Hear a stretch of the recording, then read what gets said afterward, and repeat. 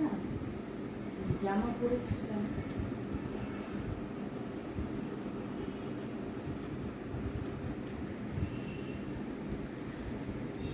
সবাইকে প্রণাম জানাই, আশা করি সবাই ভালো আছেন।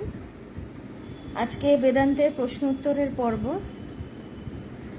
তো আগের দিনের আলোচনা যে এক সপ্তাহ হয়ে গেছে, তো প্রত্যেক বৃহস্পতিবারে আলোচনা হয়, তো যে প্রশ্নগুলো এসেছিল সেগুলো নিয়ে আলোচনা করছি। আচ্ছা, একজন প্রশ্ন করেছেন, দর্শন কি স্বপ্ন দেখা, না কোনো ভাবের বাস্তবিক রূপ তদনুযায়ী চলা, না একটা ভালো বিষয় শুধু মনের খোরাক মেটানো, না অন্য কিছু? আচ্ছা, দর্শনটা ঠিক স্বপ্ন নয়, অনেকটা একই রকমই লাগে। যেমনি দর্শন আমার কখন হয়, যখন আমার মনে কোনো একটা চিন্তা চলে, একটা ভাব চলে সবসময়, সেটাকেই আমি সামনে দর্শন করি। কোনো ইষ্ট বা কোনো ভাব চললো, সেটাকে আমরা সামনে দেখি। তো স্বপ্ন অনেকটা ওরকমই, মানে আমাদের সাবকনশিয়াস মাইন্ডে যা যা থাকে সেটাকে আমরা দৃশ্য রূপে আমরা স্বপ্নে দেখি। কিন্তু দর্শনটা স্বপ্ন না, কারণ স্বপ্নের কোনো অর্থ নেই। আমরা যে লজিক্যাল স্বপ্ন দেখি তা নয়, স্বপ্নের কোনো অর্থ নেই, এবং স্বপ্নটা মিথ্যা। কারণ আমি যখন উঠে পড়ছি তখন সেটা ভেঙে যাচ্ছে, স্বপ্নটা থাকছে না, স্বপ্নের কথা মনেও থাকে না সবসময়, সেটাও আমরা ভুলে যাই। কিন্তু দর্শনের পেছনে দর্শনটা না সত্যের দিকে মানুষকে ঠেলে দেয়। তো এটার পেছনে একটা স্পিরিচুয়াল ব্যাপার আছে। আর দর্শনটা কোনো জাগতিক বিষয় নিয়ে হয় না। আমাদের স্বপ্নটা জাগতিক বিষয় ধরে হয়, কিন্তু দর্শন জাগতিক বিষয় নিয়ে হয় না। সেটা কোনো ভাব বা আমি কারোর কথা চিন্তা করছি, অবশ্যই স্পিরিচুয়াল, সেটাকে আমি আমার সামনে দেখছি। তো এখানে একটা স্পিরিচুয়াল ব্যাপার আছে, এবং এখানে বিষয়টা হচ্ছে ঈশ্বর, বিষয়টা কোনো জাগতিক বস্তু নয়। আর দর্শনটা আরো বেশি, মানে দর্শনে আরো বেশি ক্ল্যারিটি থাকে, আরো বেশি ক্ল্যারিটি থাকে, সত্যের একটা ছোঁয়া থাকে। স্বপ্নটা অনেকটাই জড়ো, আর সেখানে অজ্ঞান জড়িয়ে থাকে। দর্শনও যে থাকে না তা না, কিন্তু দর্শনটা অনেকটাই মানে কনসিয়াসনেস, সে অ্যাবসলিউট কনসিয়াসনেসের দিকে আমাদেরকে ঠেলে দিচ্ছে। তো এটা খালি কোনো মানে বাস্তবিক কোনো ভাবের বাস্তবিক রূপ এটা বলা যেতে পারে। কোনো ভাব আমার ভেতরে সবসময় চলছে, তখনই আমি সামনে সেটাকে দেখছি, তো সেটা বলা যেতে পারে। স্বপ্ন আর দর্শনের মধ্যে আর একটা তফাৎ হচ্ছে, স্বপ্ন, আমি যখন স্বপ্ন দেখি সেই স্বপ্নটা আমাকে প্রভাবিত করে। যেমনি কোনো বাজে স্বপ্ন দেখলাম তখন ভয় পেলাম, কিন্তু দর্শন আর স্বপ্নের প্রভাবটা না, সেটা ঘুম থেকে উঠে যাব যখন, তখনই কিন্তু প্রভাবটা কেটে যায়। স্বপ্নটাকে আমরা সারাদিন বহন করে কিন্তু চলি না। ভয় পেলাম, ঘুম থেকে উঠে পড়লাম, ভয়টা চলে গেল, ও স্বপ্ন দেখছিলাম, তখন নিজের ওপরেই হাসি পায়। দর্শন থেকেও একটা প্রভাব পড়ে, কিন্তু সেই প্রভাব, সেই রেশটা সেটা থাকে। দর্শন থেকে একটা আনন্দ হয়, ভেতরে একটা তৃপ্তি হয়, একটা শান্তি হয়, যেটা থাকে। তাই দর্শনের সাথে স্বপ্নের ঠিক তুলনা হয় না। আর স্বপ্ন আমরা যখন দেখি, সারা রাত ধরে খালি একটা বিষয় নিয়ে স্বপ্ন দেখে যাচ্ছি তা না। এখন একটা দেখছি, কিছুক্ষণ পরে আরেকটা দেখলাম, তারপরে আরেকটা দেখলাম। ওই বললাম না, স্বপ্নতে কোনো লজিক থাকে না, কখন কি দেখে নিচ্ছি, কি হয়ে যাচ্ছে, কিছুই কোনো মাথা মুন্ডু থাকে না। কিন্তু দর্শনে খালি একজনেরই একটা ভাবেরই খালি প্রকাশ, একটাই বিষয় থাকে সেখানে। সেটা যে পাল্টে যাচ্ছে বা অন্য কিছু হয়ে যাচ্ছে তা নয়। তো এটা মানে দর্শনটা কোনো ভালো বিষয়, মনের খোরাক মেটানো ঠিক নয়। দর্শনটায় ঠিক যে কোনো ভালো বিষয় নিয়ে চিন্তা করছি, সেটা মনের একটা খাদ্য, সেটা না। কারণ ঈশ্বরকে বিষয় করা মানে আমি সত্যকে বিষয় করা। তো ঈশ্বরকে বিষয় করছি মানে ঈশ্বরকে বিষয় করা মনের খোরাক হয় না, জগৎকে বিষয় করাটা মনের খোরাক হয়। ঈশ্বরকে বিষয় করাটা মনের পারে যাওয়ার ব্যাপার। তো এখানে বলা যেতে পারে দর্শনটা একটা ভাব, বা আমি একটা ঈশ্বর চিন্তা নিয়ে সবসময় রয়েছি, সেটাকেই আমি সামনে, আমি তাকে দর্শন করলাম। তো আর দর্শন না কোনো এক প্রকারের হয় না, বিভিন্ন জনের বিভিন্ন দর্শন হয়। কেউ ইষ্ট দর্শন করে, কারোর জ্যোতি দর্শন হয়, বিভিন্নভাবে দর্শন হয়। তো এটাকে ঠিক ক্যাটাগরাইজ করা বা ডিফাইন করা খুব ডিফিকাল্ট। এক একজনের মনের অনুযায়ী, ভাবের অনুযায়ী, সংস্কারের অনুযায়ী দর্শন। কিন্তু দর্শনটা একটা ভীষণই প্রাইমারি লেভেলের রিয়েলাইজেশন। তো but it is not same as dreaming. তো এটা একটা স্পিরিচুয়াল লেতে প্রাইমারি রিয়েলাইজেশন। দর্শনের পরে আরো অনেক ব্যাপার আছে।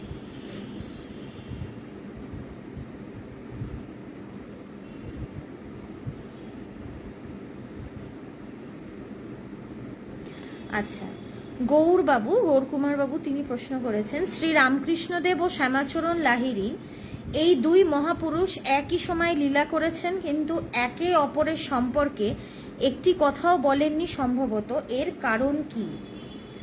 আচ্ছা,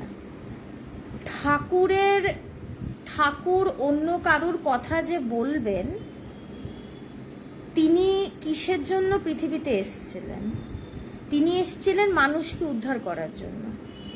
তার ফোকাসটা সেটাই ছিল। তার দুটো বিষয়, একটা মা একদম সমাধিস্থ হয়ে থাকা, তারপরে যখন তিনি একটু স্বাভাবিক অবস্থায় আসছেন, যখন মানে বাহ্য দশায় আসছেন, তখন তিনি মানুষকে সে ঈশ্বরীয় কথা বলছেন। তো অন্য কোনো মানুষকে বিষয় করে কথা বলা, এটা তিনি করেননি। তো শ্যামাচরণ লাহিড়ীও তাই, মানে তারা খালি নিজেদের কাজটুকু করেছেন। আর একটা কথা কি, অবতার কিন্তু একজনই হয়। যখন একজন আসেন তিনি একজনই হন। আর শক্তির একটা ব্যাপার থাকে, ঠাকুরকে অবতার বলা হয়, তো শক্তির একটা ব্যাপার থাকে। তো অবতারের সময় অনেক মহাপুরুষ আসেন, কিন্তু তারা মহাপুরুষ। ঠাকুর এসেছিলেন পুরো পৃথিবীর জন্য, মহাপুরুষরা আসেন একটা পার্টিকুলার এরিয়ার জন্য। এখানে শক্তির একটা তারতম্য থাকে। আর তারা আসেন নিজেদের কাজ করার জন্য, তো তারা নিজেদের কাজটা খালি করেন। তো এর কথা বা তার কথা বলেননি কি বলবেন? তাদের কাছে তো সবই সেই ব্রহ্মস্বরূপই, সেই জায়গা থেকেই সবাই আসছে। তো আলাদা করে তো কিছু বলার নেই। তো তাই শোনা যায় না যে খুব একটা বলেছেন বলে। আর ঠাকুর সব পথেরই সাধনা করেছেন, কিন্তু তার বেশি ছিল হচ্ছে ভক্তি এবং সেই অদ্বৈত জ্ঞান, এই দুটো মিশ্রিত হয়ে তিনি সেইভাবেই করেছেন।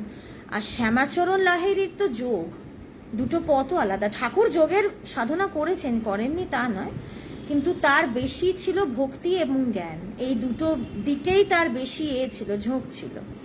তো শ্যামাচরণ লাহিড়ীর যোগের ব্যাপার ছিল। তো দুজন খুব একটা মানে করেননি। ঠাকুরকে না ঠিক মহাপুরুষের ক্যাটাগরিতে ফেলা যায় না। ঠাকুর মহাপুরুষ না, তিনি অবতার, স্বয়ং তিনি। তো দুটোর মধ্যে পার্থক্য আছে।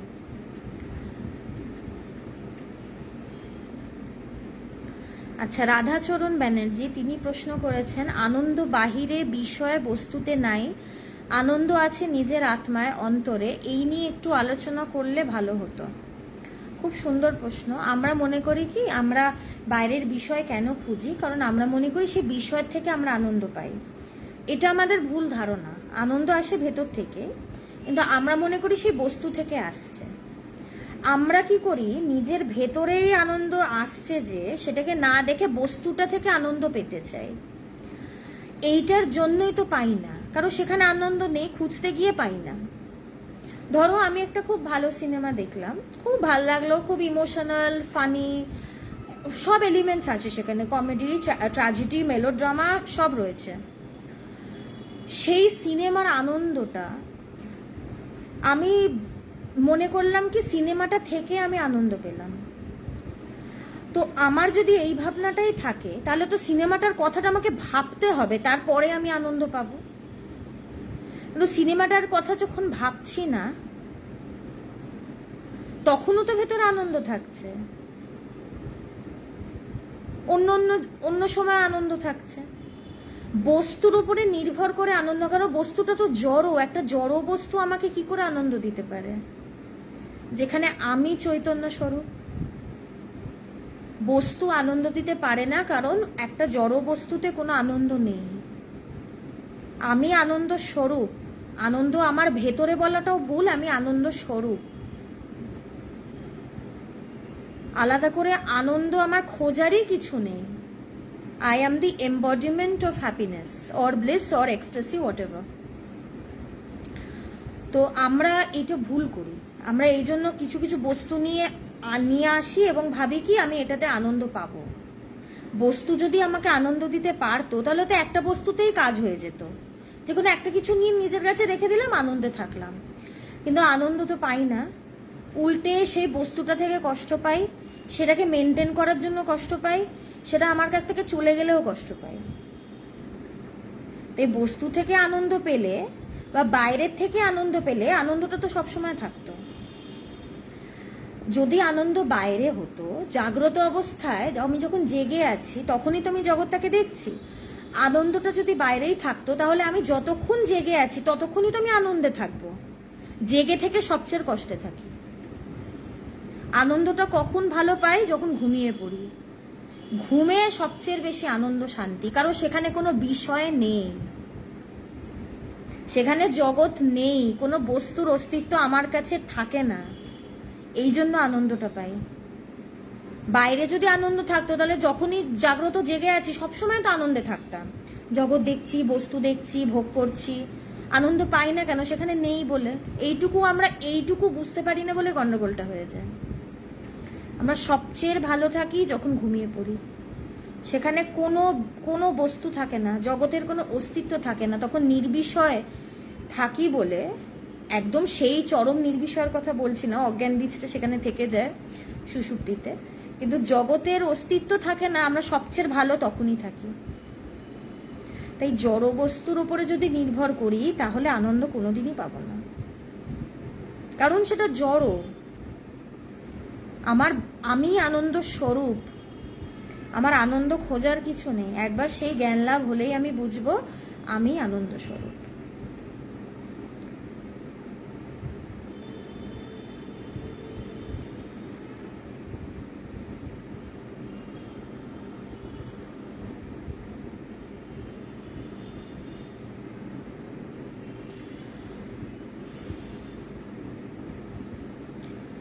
বাইরের থেকে আনন্দ পাই না, সেটা বাইরের থেকে পাই না তো,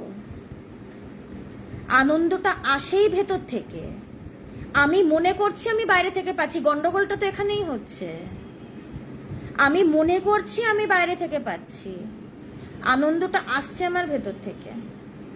আর আনন্দটা অনেকটা লাইকস এন্ড ডিসলাইকস এর উপরেও ডিপেন্ড করে। আমাদের জাগতিক আনন্দ, যেটা পছন্দ সেটাই আমি আনন্দ পাবো, যেটা অপছন্দ সেটা আমাকে আনন্দ দেবে না। কিন্তু মহাপুরুষদের পছন্দ অপছন্দের ঊর্ধ্বে তাদের সবসময় আনন্দ, কারণ আনন্দ স্বরূপের খোঁজ, তারা নিজেদের খোঁজটা পেয়েছে। আনন্দ আমার ভেতরেই আছে। আমি মনে করছি বাইরে থেকে পাচ্ছি, এটা আমি মনে করছি, এটা আমার অ্যাজাম্পশন, আমাকে এটা অ্যাজুম করতে কেউ বলেনি। আর আমার কথা, বাইরে ক্যাফেতে একজনের সাথে যাচ্ছি, কখন সময় চলে যাচ্ছে, খুব আনন্দ পেলাম, সে আনন্দটা কি থাকে? আনন্দটা যদি থেকে যেত তার সাথে ক্যাফেতে সেকেন্ড টাইম মিট করতাম না, কারণ একবার তো মিট করে নিয়েছে, আমি পরিপূর্ণ, আমি তৃপ্ত, আমার আর মিট করার দরকার নেই। সেটা হয় কি? বাইরের আনন্দ একটা বিষয়, জাগতিক বিষয় থেকে আমরা যেটা পাই সেটা আমাদের তৃপ্ত করতে পারে না। তৃপ্তির থেকেই তো আনন্দ, সেটা তো আমাদের তৃপ্তি দিতে পারে না, নাহলে তো বারবার যাওয়ার প্রয়োজনই হতো না। একবার চলে গেছি, আমি একদম পরিপূর্ণ তৃপ্ত, আমার আর নড়াচড়ারই দরকার নেই। সেটা হয় কি? সেটা তো হয় না। বাইরে কোনো আনন্দই নেই। কারণ কি? আর একটা কথা বলি, বাইরের যে আনন্দটা পাই না তার পেছন পেছন দুঃখটা ছুটে ছুটে আসে। মানে কি? এই যে ক্যাফেতে বসে আড্ডা দিচ্ছি, কখন সময় কেটে যাচ্ছে, খুব ভালো লাগছে, ফেরার সময় তো দুঃখ, এতক্ষণ কি সুন্দর গল্প করলাম, এখন চলে যেতে হচ্ছে। টেম্পোরারি, ক্ষণিক, সেই আনন্দ লাস্ট করে না, সাথে সাথেই দুঃখ চলে আসে। কিন্তু আমি যেদিন জানবো আমি আনন্দ স্বরূপ, তখন আলাদা করে আনন্দ বিচ্ছেদ হওয়া, শেষ হয়ে যাওয়া, চলে যাওয়া প্রসঙ্গই নেই, প্রসঙ্গই নেই, সবসময় আনন্দ। তখন অভাব, আনন্দের অভাব কি সেটাই জানবো না, কারণ এই আনন্দের সাথে দুঃখ আসার ব্যাপার নেই। কারণ আনন্দ স্বরূপ এটা কোনো বিষয়ের উপরে নির্ভরশীল নয়। আনন্দটাকে বিষয়ের সাথে যুক্ত করলে, বিষয়টা থাকলে আনন্দ, সেটার অভাবে নিরানন্দ। আর আমাদের কি জাগতিক বিষয়ের অভাব হয়ে যায়? তো কারণ পুরো জগৎটাই তো টেম্পোরারি, তো অভাব তো হবেই, অভাবের সাথে আমার নিরানন্দ চলে আসবে।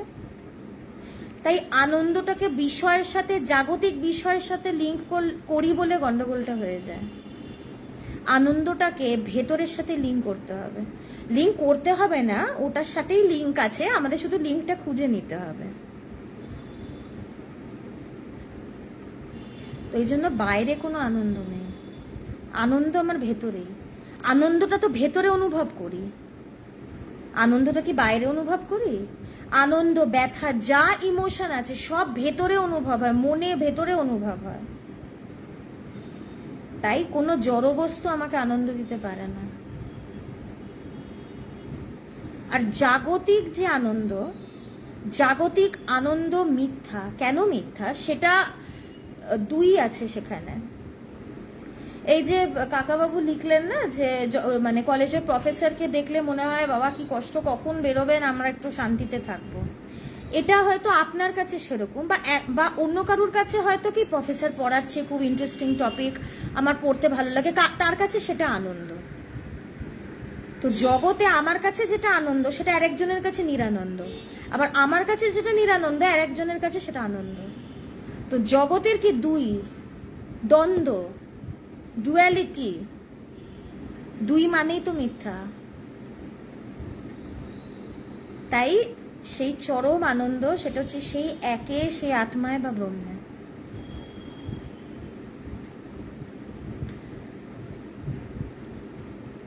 বাইরের জগৎ কি নিজের ভেতরে অনুভূত হয়? নিজের ভেতরে যে আমার জগৎ আগে নিজের ভেতরে সৃষ্টি হয়, তারপরেই তো সেটাকে বাইরে দেখি না। আমাদের এই জন্যই তো সবার জগৎ আমাদের কাছে আলাদা আলাদা। আমার জগৎ একরকম, আপনার জগৎ আরেক রকম, আরেকজনের জগৎ তার কাছে আরেক রকম। বাইরে যদি জগৎ থাকতো তাহলে তো সেটা সবার কাছেই একরকম হতো, কিন্তু আমাদের এক একজনের কাছে জগৎ এক এক রকম কেন? আমাদের মন যেরকম আমাদের জগৎও সেরকম। আমাদের মনের থেকেই তো জগতের সৃষ্টি, আমাদের মনটাই তো জগতের সৃষ্টি করে। সুষুপ্তিতে মন ইনঅ্যাক্টিভ বলে তো তখন জগৎ নেই, যেই জেগে উঠছি মন অ্যাক্টিভেট হচ্ছে তখনই আবার জগৎ দেখতে পাচ্ছি। সুষুপ্তিতে মন ইনঅ্যাক্টিভ, জগতের কিচ্ছু টের পাই না। আমার মন যেরকম আমার জগৎও সেরকম, ভেতরে যেরকম অনুভব বাইরেও তাই, ভেতরে যা বাইরেও তাই। এই জন্য তো বলছে what is not inside that is not outside. এটা আধ্যাত্মিক একটা কথা, যেটা ভেতরে নেই সেটা বাইরে নেই। আমার ভেতরে যেটা আসবে সেটাকেই আমি বাইরে দেখতে পাবো।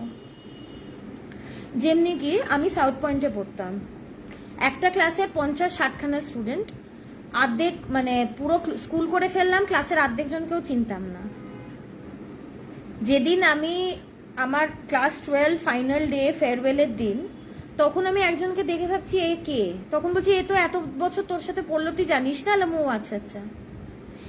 আমার যেহেতু তার প্রতি ধারণাটা ছিল না, আমার মনের ভেতরে যেহেতু তার প্রতি ধারণাটা ছিল না, তাকে আমি চিনতাম না, তার ছাপটা আমার মনে যেহেতু ছিল না, তাই বাইরে সে আমার চোখেও কোনোদিন পড়েনি। রাস্তা দিয়ে যাচ্ছি, একজন চেনা মানুষ, তাকে আমি তাকালাম কিন্তু বলি না খেয়াল করতে পারলাম না, তো কথা না বলেই চলে গেলাম। খেয়াল করতে পারিনি, তাকে দেখেও দেখিনি, কারণ আমার মনটা যুক্ত ছিল না, তার চোখটা তার উপরে পড়েছে, মনটা অন্য কিছুর কথা ভাবছিল, তাই তাকে দেখেও দেখিনি। তাই সে থেকেও নেই আমার কাছে, কারণ মনটা নেই। মন থেকেই জগৎ, মনই জগতের সৃষ্টি করে। মন নেই, জগৎও নেই। হ্যাঁ, আলোপন বাবু বৈরাগ্য নিয়ে একজন প্রশ্ন করেছে, এখানে আমি আসছি। হ্যাঁ, আপনার প্রশ্নের উত্তরটাই আসছি।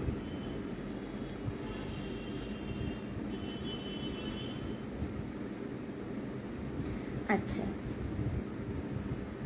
আচ্ছা, জুয়েল বৈদ্য তিনি জিজ্ঞেস করেছেন, কখনো কখনো ধ্যানের গভীরে চলে যায়, আবার কখনো কখনো ধ্যান হয় না কেন?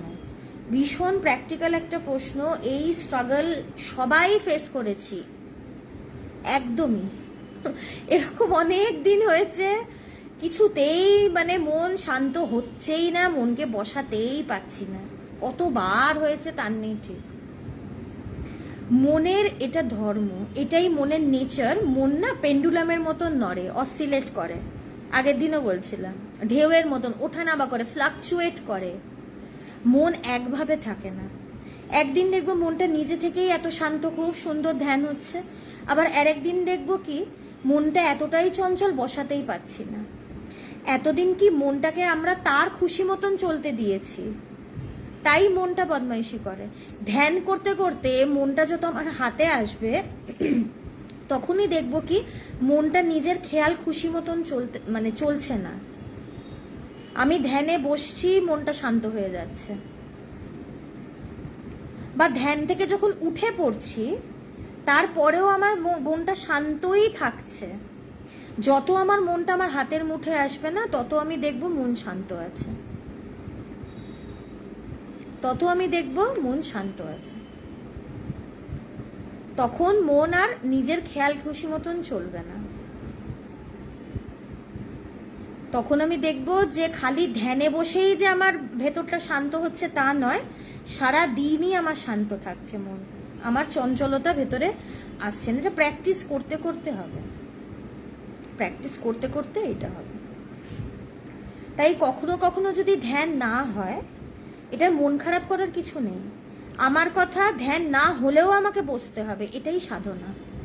আমি যদি মনে করি ধ্যান তো আজকে হচ্ছে না, থাক আর করবো না, এখানেই তো আমার যুদ্ধ, স্ট্রাগলটা কিন্তু এখানেই, যে আমার হচ্ছে না তো আমি জোর করে মনকে বসাবো। কারণ হচ্ছে না, মন চঞ্চল, এটা তো মনই আমাকে বলছে যে হচ্ছে না, করবো না। মনের কথা শুনবো না, জোর করে জেদ করে বসবো, এটাই মনের সাথে ফাইট করা। এই ফাইট করতে করতে একসময় দেখবো মনটা শান্তই থাকছে আর চঞ্চল হচ্ছে না।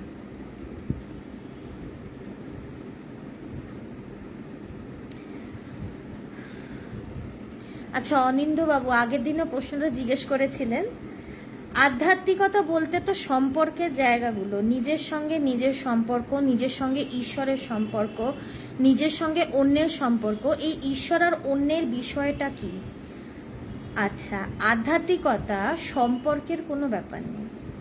প্রথমে ইনিশিয়ালি আমি যখন আধ্যাত্মিক পথ শুরু করবো, এই পথে চলা, তখন আমার মনে হবে হ্যাঁ আমাকে একটা সম্পর্ক করতে হবে। এই যে যোগ মানে কি যুক্ত, সে জ্ঞান যোগ হোক, রাজযোগ হোক, ভক্তি হোক, মানে যুক্ত হচ্ছি, ঈশ্বরের সাথে যুক্ত হচ্ছি একটা কিছুর মাধ্যমে, ভক্তির মাধ্যমে, জ্ঞানের মাধ্যমে, কর্মের মাধ্যমে যুক্ত হওয়া। প্রথমে আমরা এটাই বুঝি যে নিজের সাথে নিজের সম্পর্ক, মানে নিজেকে আমি নিজের স্বরূপটাকে জানছি, হ্যাঁ, বা কি ঈশ্বরের সাথে আমি যুক্ত হচ্ছি, বা আমি আমার গুরুর সাথে যুক্ত হচ্ছি, আরেকজনের সাথে যুক্ত হচ্ছি। এখানে যুক্ত হওয়ার কোনো ব্যাপার নেই, কারণ আমরা স্বরূপত একই। সেই এক ছাড়া তো দ্বিতীয় নেই। যুক্ত হওয়ার প্রসঙ্গ কখন উঠবে? যখন দুই থাকবে, দুইতেই তো যুক্ত হওয়া, কিন্তু সেখানে তো এক ছাড়া দ্বিতীয় কিছু নেই। কে কার সাথে যুক্ত হবে? আধ্যাত্মিকতাটা না সম্পর্ক গড়ে তোলার পথ নয়। আমি এতদিন অবধি যা যা সম্পর্ক রেখেছি নিজের শান্তি আনন্দ হবে ভেবে, সেই সম্পর্কগুলোকে ছেড়ে দেওয়ার ব্যাপার। কারণ আমার কি করে একজনের সাথে সম্পর্ক হবে? সবাই তো সেই ব্রহ্মস্বরূপ, সেই একই তো আছে। সম্পর্ক কার সাথে কে করবে? কার সাথে তো সম্পর্ক করার নেই। আমি যুক্ত হওয়ারই কিছু নেই, আমি এক হয়ে আছি, আমি তো আলাদা নেই। অজ্ঞানতার ফলে আমরা নিজেদেরকে আলাদা মনে করি, অজ্ঞানতার ফলে ভেদ দেখি। আমি তো একই হয়ে আছি, একই তো আছে। কে কার সাথে যুক্ত হবে? আমাকে শুধু জেনে নিতে হবে যে আমি হয়ে আছি, আলাদা করে হওয়ার কিছু নেই। কোনো কিছুর সাথে কোনো কিছু যুক্ত হবার নেই, কারণ দুই নেই তো। তাই এটা সম্পর্কের জায়গাগুলো নয়, এতদিন আমি যেগুলোর সাথে সম্পর্ক রেখেছি সেগুলোকে ছেড়ে দেওয়ার ব্যাপার। এতদিন তো আমরা সম্পর্ক অনেক কিছুর সাথে সম্পর্ক করে রেখেছি, কিন্তু জানতে হবে আমার কোনো কিছুর সাথে সম্পর্কের প্রয়োজন নেই। আমরা সম্পর্ক করতে যাই কেন, আমরা সম্পর্ক তৈরি করি নিজেদের ভালো লাগার জন্য, নিজেদের আনন্দের জন্য, কিছু পাওয়ার জন্য। কিন্তু আমি যখন নিজেকে জানবো তখন তো আমি বুঝবো আমার পাওয়ার কিছু নেই, আমি পরিপূর্ণ। আমরা অভাবের থেকে সম্পর্ক করতে চাই, নিজেদেরকে আমরা অপূর্ণ মনে করি। আমরা মনে করি কি এই সম্পর্কটা করে আমি পূর্ণ হব, আমি তো পরিপূর্ণই, তাই আমার সম্পর্কের কোনো প্রয়োজন নেই। এইটা আধ্যাত্মিকতা।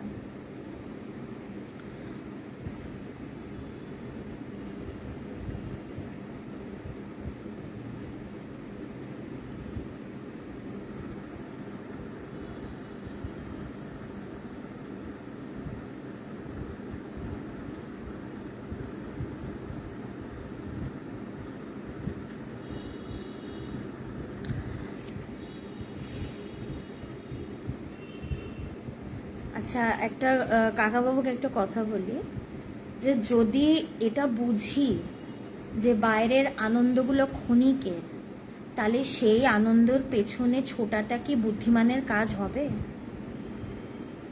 কারণ আমি তো বুঝছি যে সেটা এখন আছে, পরের মুহূর্তে থাকবে না, তাই সেটার পেছনে ছুটে আমি সময় নষ্ট কেন করব? আমি নিজেকে আনন্দ স্বরূপ বলেই জেনে নিই, সেখানে নির্বিচ্ছিন্ন আনন্দ, সেটা জানাই তো বুদ্ধিমানের কাজ। তো বাইরের ক্ষণিকের আনন্দগুলোর ওপরে কেন ডিপেন্ড করব? আমার ভেতরে যে আনন্দটা স্পন্টেনিয়াসলি আসে বাইরের বস্তুগুলোর সাথে নিজেকে লিঙ্ক করে না, আমরাই নিজেদের আনন্দগুলোকে শর্ট লিভড করি। হ্যাপিনেস বলেন না, the happiness was short lived, but the joy was short lived. It is because of us. It is our mistake. কে বলেছে বাইরের বস্তুর ওখানে গিয়ে আনন্দ খুঁজতে?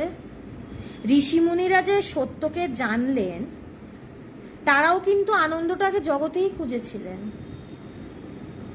তারা কিন্তু বাইরেই খুঁজেছিলেন আনন্দ, কিন্তু তারা বুঝেছিলেন যে বাইরের আনন্দগুলো ক্ষণিকের, সেখানে আনন্দ কম থাকছে, দুঃখের স্প্যানটাই বেশি, সেখান থেকে পুরোপুরি আনন্দটা আসছে না।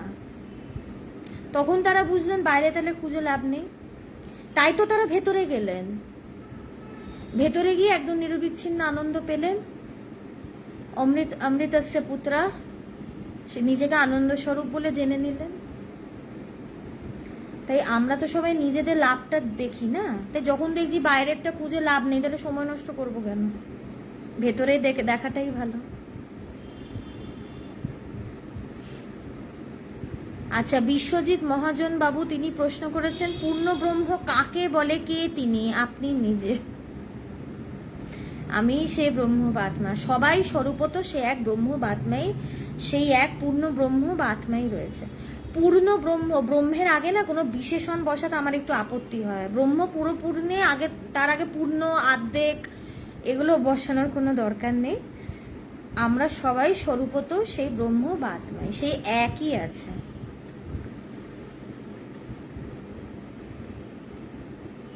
আচ্ছা, মৌসুমী চক্রবর্তী তিনি প্রশ্ন করেছেন, কি করে ঈশ্বরকে ভোগ করা যায়?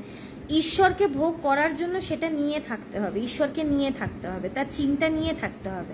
আমরা জগতের বিষয়ে কিভাবে ভোগ করি? সেটা চিন্তা করি, সে চিন্তা থেকেই তো এটা আসে না। এখন ঈশ্বরকে তো কোনো খাদ্যবস্তু বলে মানলে তো হবে না যে সেটাকে খাবো। তো ঈশ্বরের চিন্তা নিয়ে থাকতে থাকতে, সেই চিন্তা করার তো একটা টেস্ট আছেই, চিন্তা করতে করতে যখন তার সাথে মিলেমিশে একাকার হয়ে যাব, এই এক হওয়াটাই কিন্তু আমার ভোগ, এক হওয়াটাই কিন্তু সবকিছু। সেখানেই সব পূর্তি, পরিপূর্ণতা, আনন্দ, শান্তি সব সেখানেই। তাকে ঠিক ঠিক কে ভোগ করে? যে তাকে নিয়ে থাকে, তার সাথে মিশে একাকার হয়ে থাকে, সেই ঈশ্বরকে ভোগ করে। তাই যদি ঈশ্বরকে ভোগ করতে হয়, তাহলে ঈশ্বর চিন্তা করতে হবে, তার চিন্তা নিয়ে থাকতে হবে। এক সময় তাকে নিয়ে থাকতে থাকতে আর আলটিমেটলি দেখবো কেউ কাউকে নিয়ে আর থাকতে পারছে না, কারণ একজন একজনকে নিয়ে আছে মানে তো দুই আছে, আমি আছি এবং ঈশ্বর আছেন এবং আমি তাকে নিয়ে আছি। পরে বুঝবো আমিও তাকে নিয়ে নেই, তিনিও আমাকে নিয়ে নেই।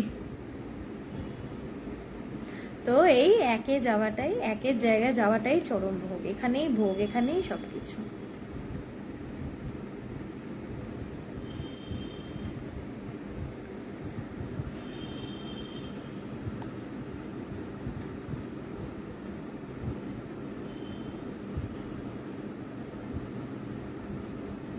আচ্ছা তপনবাবু, খুব প্র্যাকটিক্যাল প্রশ্ন। অবশ্যই শিক্ষার্থী অবস্থায় মনোযোগ দিয়ে পড়াশোনা করেছি, পাশও করেছি, এবং মনোযোগটা মন থেকেই আসে। মনোযোগটা মন থেকে আসে কথাটা ঠিকই, মন থেকেই আসে, কিন্তু মনোযোগটা কখন আসে? তো যখন আমার মনটা একে আসে তখনই মনোযোগ আসে। মনটা বহুতে থাকলে মনোযোগ আসে না। এটাকে তো বলছে চঞ্চলতা। আমার মন যখন হাজারটা বিষয় নিয়ে থাকে তখন আমার মন চঞ্চল, তখন কিন্তু কনসেন্ট্রেশন বা ফোকাস আসে না। ভুল ভালো জন্য তো বাচ্চারা পড়তে পারে না, চঞ্চল, তিরিং বিরিং করে, খেলবো খাবো এটা দেখবো সেটা দেখবো, তাই এক জায়গায় মনোযোগ দিয়ে পড়তে পারে না, কারণ মনটা অনেক দিকে ছড়ানো। মনটা যখন একে আসে তখনই মনোযোগ আসে। মনোযোগ, মনকে যুক্ত করা, মানে আমি পড়াশুনো করছি তখন আমার ভেতরে আমি যে বিষয়টা পড়ছি শুধুমাত্র সেই বিষয়টাই থাকবে। মনোযোগটাও কিন্তু ধ্যান, এক চিন্তা। আমরা ক্যাজুয়ালি কথাটা বলি মন দিয়ে পড়বে, মনোযোগ দাও, কিন্তু কথাটা খুব ইম্পর্ট্যান্ট অ্যান্ড ভেরি ডিপ। সেটা মানে ধ্যান, তুমি ধ্যান করো।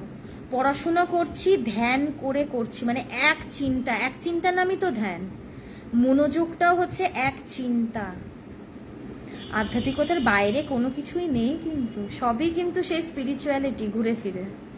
এটা কি প্র্যাকটিক্যাল ইমপ্লিমেন্টেশন। হ্যাঁ, ধ্যানে হয়তো আমি নিজেকে খুঁজছি, আত্ম অনুসন্ধান করছি। আত্ম অনুসন্ধান, খালি আত্মারই চিন্তা রয়েছে। পড়াশোনায় কি তখন যেই পড়াশোনাটা করছি শুধু সেই বিষয়টা রয়েছে। ধ্যানই, মনোযোগ মানে ধ্যানই, এক চিন্তা।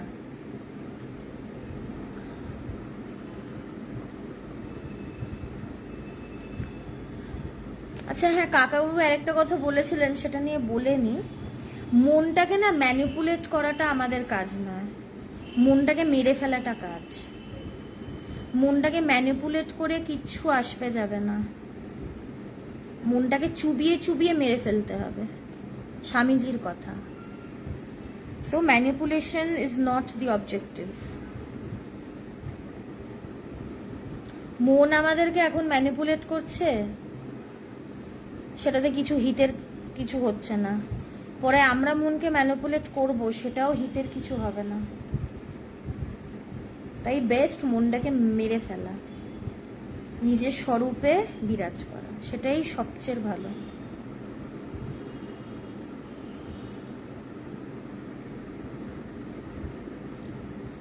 আচ্ছা অভিজিৎ বাবু, শরীরগত কারণে একা থাকতে পারেন না, তো একা থাকতে হবে না তো। একা তো ভেতর থেকে থাকা হয়, তাই না? ভেতরে একা হওয়া, নিঃসঙ্গ হওয়া ভেতরে। একজন হয়তো একা থাকে, তার আশেপাশে কেউ নেই, কিন্তু তার মন হাজার জনের ওপর, সেটা তো একা থাকা হলো না। তার মানে তিনি সবাইকেই নিয়ে আছেন মানসিকভাবে। শারীরিকভাবে কে কোথায় আছে কোনো ব্যাপার না, মানসিকভাবে আমি কিভাবে আছি। আপনার শরীরের জন্য আপনি কাউকে যদি নিয়ে থাকেন, থাকুন, কোনো অসুবিধে নেই। ভেতর থেকে যেন আপনি একা থাকেন বা ফাঁকা থাকেন, ভেতরটা আসল। বাইরে কি আছে না আছে কোনো ব্যাপার না, ভেতরের মনটা আসল। বাইরে হাজার লোক থাকুক না, ভেতরটা যদি ফাঁকা থাকে একদম কেল্লা ফতে, কোনো চিন্তা নেই।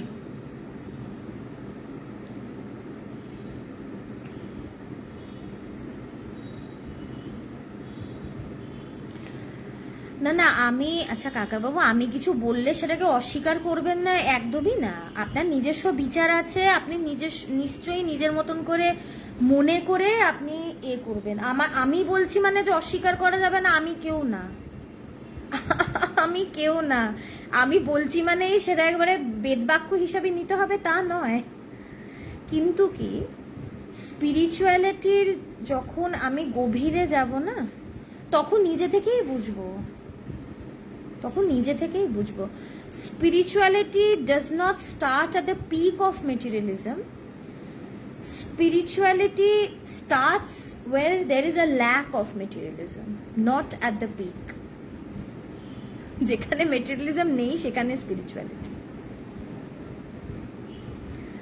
Materialism মানে actually it's a utopian concept. কেন বলছি? কারণ আমাদের এই যে ভারতীয় শাস্ত্র বা যে বেদান্ত, এখানে তো মেটেরিয়ালকে ধরাই হচ্ছে না, এখানে খুব জগতই মিথ্যা। তাহলে মেটেরিয়ালিজমটা কিসের ওপরে বেস করে হবে? জাগতিক এই অবধি তো যাবাই যাবে না, কারণ জগৎটাই মিথ্যা। জগৎ থাকলে তো জাগতিকের প্রসঙ্গ আসবে, তাই না? তাই আমাদের এখানে spirituality starts where there is a lack of materialism, not at the peak of materialism. According to me, this is my opinion. You are free to have your opinion. এখানে সবই অনুভবের ব্যাপার। তো যত আমি আধ্যাত্মিক পথের গভীরে যাব তত পরিষ্কার হবে, তখন আর আমাকে প্রশ্নগুলো করতেই হবে না, নিজেরাই সবাই বুঝতে পারবেন যে কি ব্যাপারটা কি। তাই প্লিজ এইটা করবেন না যে আমি বলে দিচ্ছি বলেই সেটাকে একবারে ধ্রুব সত্য মেনে নেবেন, তা না। বিচার করবেন, মানে যত বেশি আমি ভেতরে মানে কাটাকুটি খেলতে থাকবো না, তত আমার ক্লিয়ার হবে। হ্যাঁ, আপনি 100 বার ভাববেন উনি বলছেন মানে সেটাই ঠিক হবে না, এইটাতে কিন্তু আমার কোনো উন্নতি হবে না। আচ্ছা, সুদেশ না একটা কথা বললো, উনি না, আমি তো অনেক ছোট, ওই বাচ্চা মেয়েটা একটা কথা বললো, কি বললো, কথাটা কেন বললো, কি থেকে বললো, একটু ভেবে দেখি। 100 বার ভাববেন, উত্তরটা নিজের ভেতর থেকেই আসবে। আধ্যাত্মিক পথে সৌন্দর্য কি এখানে ঠিক ভুল বলে কিছু নেই, কিন্তু যে যেই জায়গায় দাঁড়িয়ে সেই জায়গা থেকে সে ঠিক। কিন্তু আমি যদি মনে করি আমি এই জায়গায় দাঁড়িয়ে আমার এইটাই ঠিক, এটা আবার ভুল। আমি মানে প্রথম সিঁড়িতে দাঁড়িয়ে আমি যদি বলি না এটাই ঠিক, তার আগেও তো অনেক সিঁড়ি আছে, উঠে উঠে দেখি না কোথায় যাই। তাই হ্যাঁ, ABCD পড়ছি, একটা ক্লাস 1-এর ছাত্র যদি বলে যে হ্যাঁ আমি ABCD শিখে নিয়েছি, সেন্টেন্স কনস্ট্রাকশন শিখে নিয়েছি, সবকিছু শিখে নিয়েছি, এটা তো ভুল। সে ক্লাস 1-এ যদি দাঁড়িয়ে পড়ে সে ABCD বলবে, কিন্তু আমার তো PhD অব্দি স্কোপ আছে, তো আমি PhD অব্দি যাই না, দেখি কি ব্যাপার। তাই প্লিজ প্লিজ নিজের এটা রাখবেন, নিজেরা মনন করবেন, ভাববেন।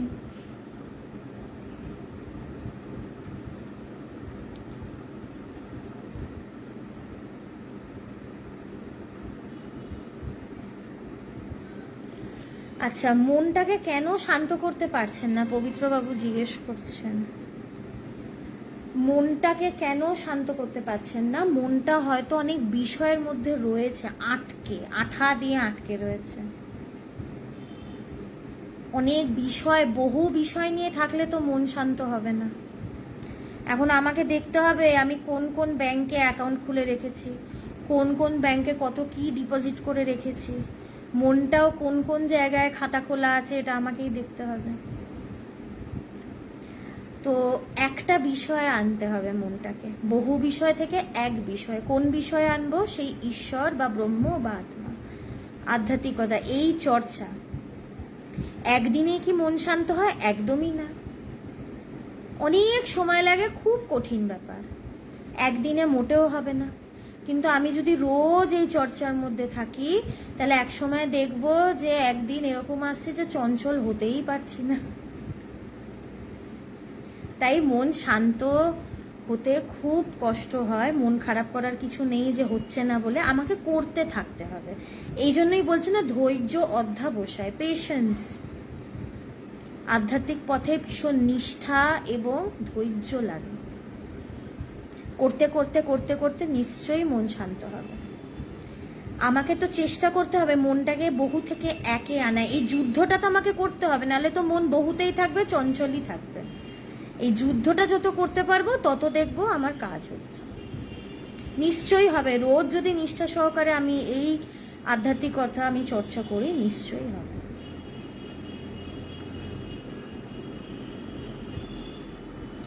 কিছু বই বলবো? কি বই বলবো বলুন তো? আপনি কি রকম বই ভালোবাসেন?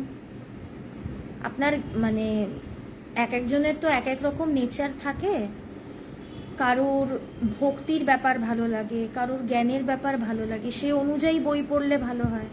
কিন্তু কি স্বামীজির বই পড়তে পারেন, স্বামীজির বই সবাই পড়তে পারে, খুব মানে সহজেতে। ভক্তিযোগ পড়লেন, জ্ঞানযোগটা একটু কঠিন।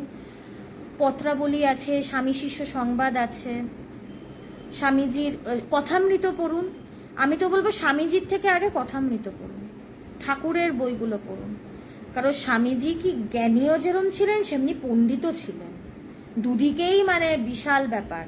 তাই স্বামীজির কথাগুলো একটু কঠিন লাগতে পারে। ঠাকুর তো একদম মানে মধুর মতন, মানে তাও বলবো না যে কথামৃত কেউ মানে সবাই বোঝে বলে, সবাই পড়ে, পড়া অবধি ঠিক আছে, অনুভবের দিকে বেশি লোক যায় না।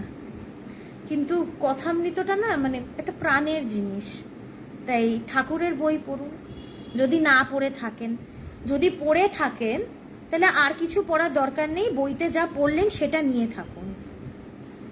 যদি কথামৃত পড়ে নিয়ে থাকেন, বইতে যা পড়েছেন সেই চিন্তা সেইগুলোকে নিয়ে থাকুন। ঠাকুর কি বলেছেন, কি বোঝাতে চেয়েছেন সেইটা মনন করুন, ওইটাতেই কাজ হয়ে যাবে, আর বেশি কিছু পড়তে হবে না। যে কথামৃত নিয়ে থেকেছে না তার আর কিছু দরকার নেই।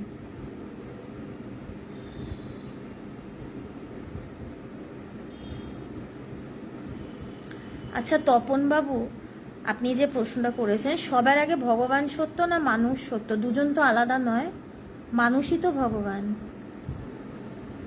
Man is god. স্বামীজি এটাকে অন্যভাবে বলছেন, each soul is potentially divine. আমরা সবাই স্বরূপত সেই ব্রহ্ম বা আত্মা বা ঈশ্বরই। তাই আগে পরে কাকে করব? দুই তো নেই, একই তো। আমরা আলাদা ভাবি, আমরা জীব, আমরা লিমিটেড, এটা আমরা মনে করি। মানুষই ভগবান। ভগবান আমার গুরু সেই কথাটাই বলেন, মানুষই ভগবান। আমরা স্বরূপত সেই, কোনো আলাদা কিছু না। মনকে বাঁধার কোনো পদ্ধতি, বাঁধাই লিখেছেন তো, হয়তো একটু টাইপিং এরার হয়ে গেছে। মনকে বাঁধার কোনো পদ্ধতি আছে? এই আধ্যাত্মিকতা চর্চা, ধ্যান করতে করতেই মনকে বাঁধতে হবে? মনকে বাঁধতে হবে না, মনকে ডোবাতে হবে। মনকে ডোবাতে হবে। ঈশ্বর চিন্তা, আধ্যাত্মিকতা ছাড়া উপায় নেই, কিন্তু স্পিরিচুয়ালিটি ছাড়া অন্য কোনোভাবে মন শান্ত করার উপায় নেই। অনেক অন্য কিছু চেষ্টা করেছি, কিছুতেই কিছু হয়নি, কারুরই হয় না। আপনি চেষ্টা করে দেখতে পারেন, কিন্তু হবে না। This is the only path. এই চর্চা করতে করতে করতে করতে নিশ্চয়ই মন শান্ত কি, মন বাঁধবো কি, মনকে একদিন খুঁজেই পাবো না। যশোদা মা কৃষ্ণকে বাঁধছেন, দুটো আঙুল কম পড়ে যাচ্ছে, সমর্পণ করছেন, বাঁধতে পারছেন। সমর্পণ করুন, বাঁধতে পারবেন। একদম সিম্পল।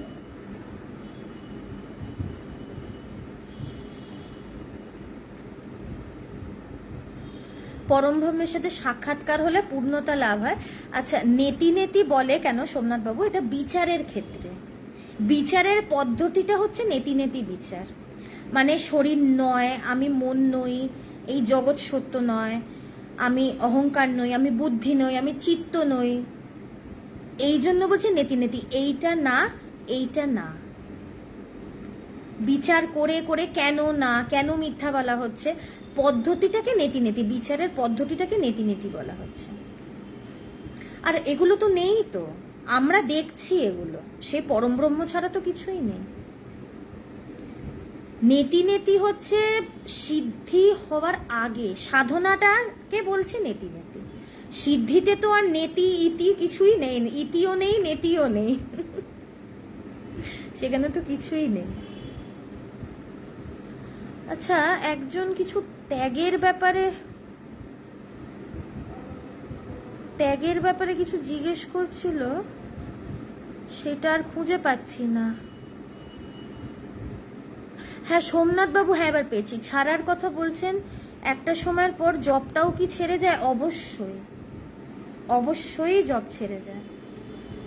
জব যখন গভীর হয়, জবের গভীরেই তো ধ্যান হয়, তখন আর আলাদা করে মানে ভেতরে আলাদা করে নিজের এফর্ট দিয়ে জব করতে হয় না, জবটা এমনি হয়। জবটা কি নাম করে, আমরা বলি তো নাম করো।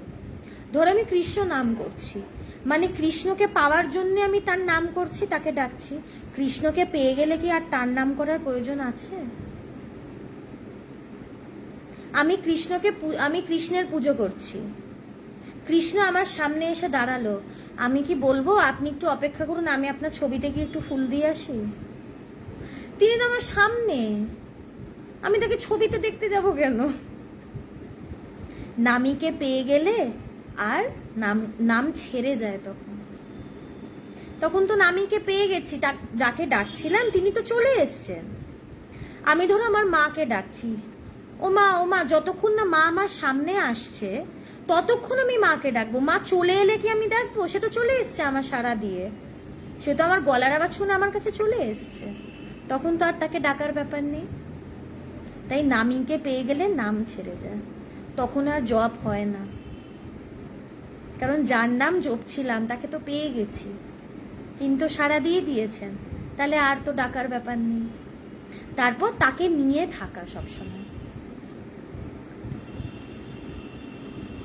আচ্ছা, এত কমেন্ট আসছে তো আমি মানে আই কান্ট কিপ আপ। এক মিনিট, আমি একটু আস্তে আস্তে বলছি।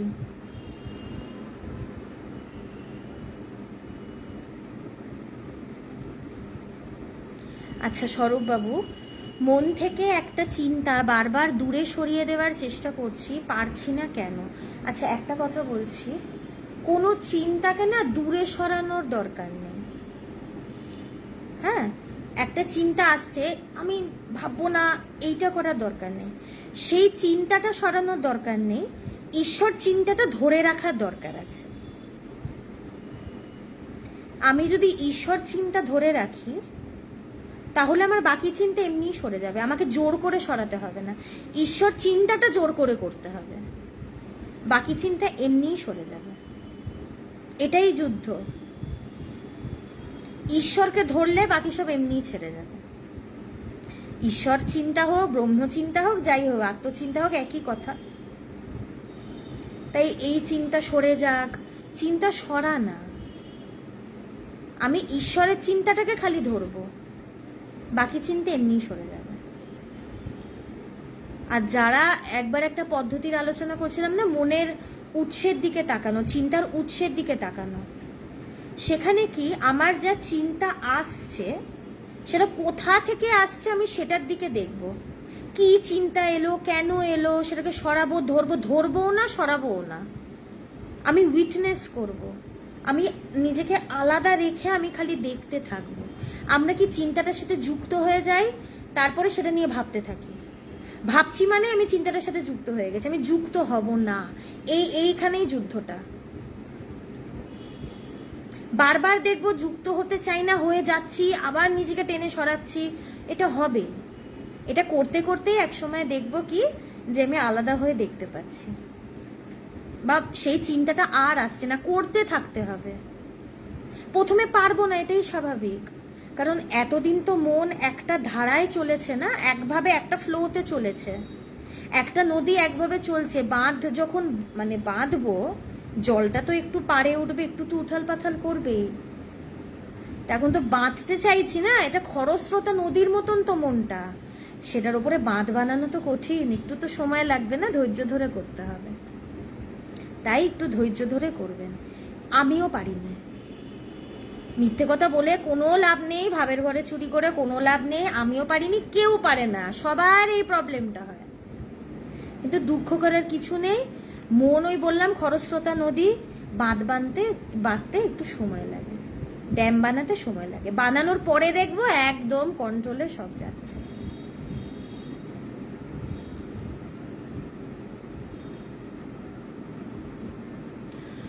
আচ্ছা রেহান বাবু, শঙ্করাচার্যের বই তো অনেক রয়েছে, দিগদৃশ্য বিবেক রয়েছে, বিবেক চূড়ামণি রয়েছে, সে তো অনেক বই রয়েছে। শঙ্করাচার্যের বইটা না একটু কঠিন, একটু কঠিন হতে পারে।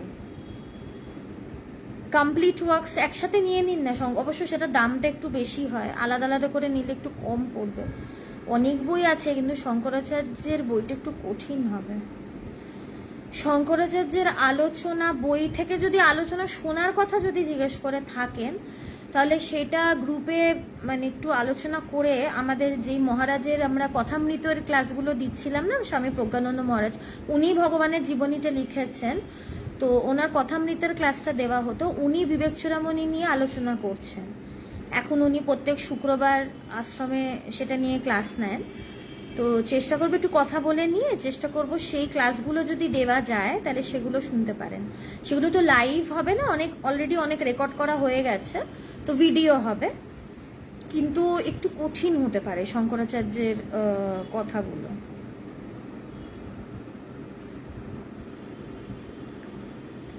আচ্ছা সব্যসাচী বাবু, আপনি কোথায় কি পাওয়ার কথা বলছেন? আপনার কি প্রশ্নের উত্তর দিয়েছি আমার মনেও নেই।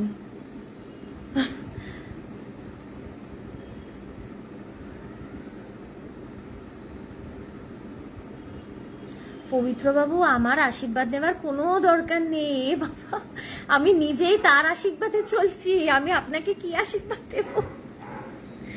আমার আশীর্বাদ নিয়ে কোনো লাভ নেই, আপনি নিজে নিজেকে আশীর্বাদ করুন, এটাই আত্মকৃপা। আত্মকৃপা মানে নিজে নিজেকে আশীর্বাদ করা। এই যে নিজের পুরুষকার, নিজেরকে জানার যে চেষ্টা, অনুভবের যে চেষ্টা, এটাই হচ্ছে নিজেকে নিজে আশীর্বাদ করা। যার আত্মকৃপা থাকে না, যে নিজেকে আশীর্বাদ করে, তার বাকি সব কৃপা, ঈশ্বর কৃপা, গুরুর কৃপা, শাস্ত্র কৃপা এমনিই চলে আসে। আপনার কোনো কৃপার প্রয়োজন, মানে আমার থেকে তো একদমই নয়, বাইরের কারুর থেকে প্রয়োজন নেই। আপনি নিজেই নিজেকে আশীর্বাদ করুন, দেখবেন সেটাতেই কাজ হচ্ছে। আচ্ছা বই কোথায় পাবেন জিজ্ঞেস করছেন? আচ্ছা আচ্ছা, বই কলেজ স্ট্রিটে মহেশ লাইব্রেরিতে পাবেন, সব আধ্যাত্মিক বই ওনারা রাখেন। অনলাইনেও পাবেন, অ্যামাজনে পাবেন, রামকৃষ্ণ মিশনে পাবেন, সেখানে প্রচুর শঙ্করাচার্যের বই, বিভিন্ন উপনিষদ সব রয়েছে, সেখানেও পাবেন। রামকৃষ্ণ মিশনও অনলাইন থেকে অর্ডার করতে পারেন, ওখান থেকে পেয়ে যাবেন। আর না হলে কলেজ স্ট্রিটে মহেশ লাইব্রেরি আছে, মহেশ লাইব্রেরি থেকেও পেতে পারেন।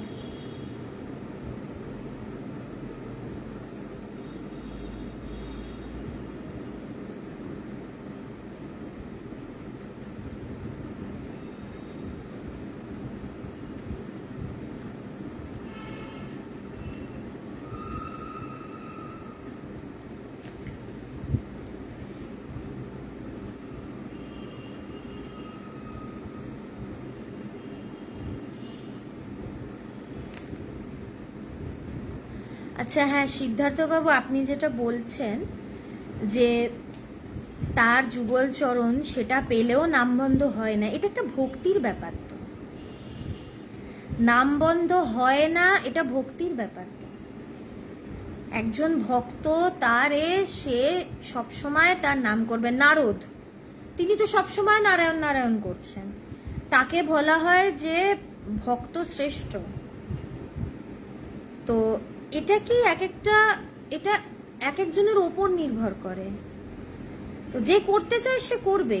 আমি কথাটা বললাম একটু জ্ঞানের দিক থেকে, যে একাকার হয়ে গেলে সেখানে আর কোনো নামের ব্যাপার নেই, সেখানে তো সেখানে কে কার নাম করবে? নাম করারও কেউ নেই, নামিও নেই, দুজনই নেই।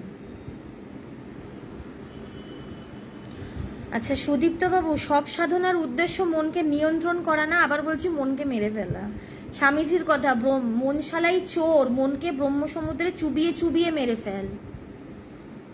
মনশালাই চোর, নিয়ন্ত্রণ করা না, মেরে ফেলা। আচ্ছা মালবিকাদি, বেদান্ত ও উপনিষদের মধ্যে পার্থক্য কি? পার্থক্য কি সেরম কিছু নেই, একই। উপনিষদেও সেই এক উপনিষদ।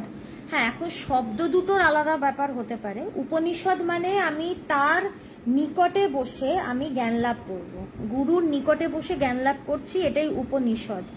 বেদান্ত বেদের অন্তিম ভাগ, বেদের সার হচ্ছে বেদান্ত, বেদের অন্তিম ভাগ হচ্ছে বেদান্ত, শেষের জায়গাটা। আবার বেদান্ত বলতে বেদের যেটা অন্তিম সিদ্ধান্ত বা চরম সিদ্ধান্ত, এসেন্স হচ্ছে বেদান্ত, বাট উপনিষদেও জ্ঞানী, বেদান্তেও জ্ঞানী, একই ব্যাপার, সেরম কিছু পার্থক্য নেই। কারণ বেদান্তও তো গুরুর নিকটে বসেই তো লাভ করবো না।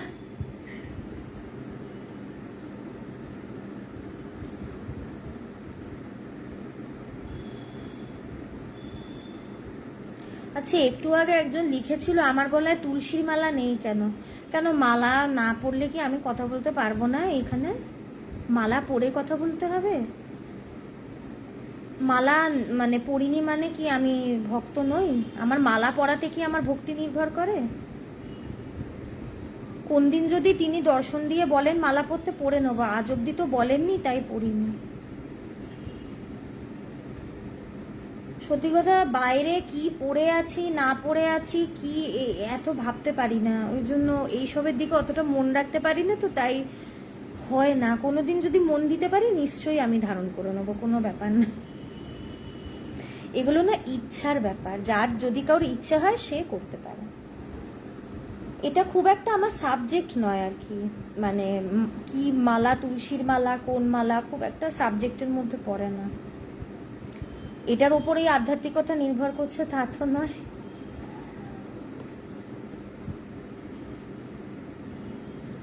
জীবাত্মা বা পরমাত্মা একই। আমরা বলি আমরা জীব, আমার ভেতরে আত্মাটাকে জীবাত্মা বলি, আর পরমাত্মা মানে সে ব্রহ্ম, সেটার সাথে গিয়ে মিলনের ব্যাপার। কিছু মিলনের ব্যাপার না, একটাই আছে, সে পরমাত্মা বলি বা শুধু আত্মা বলি কোনো ব্যাপার না, সেই একই।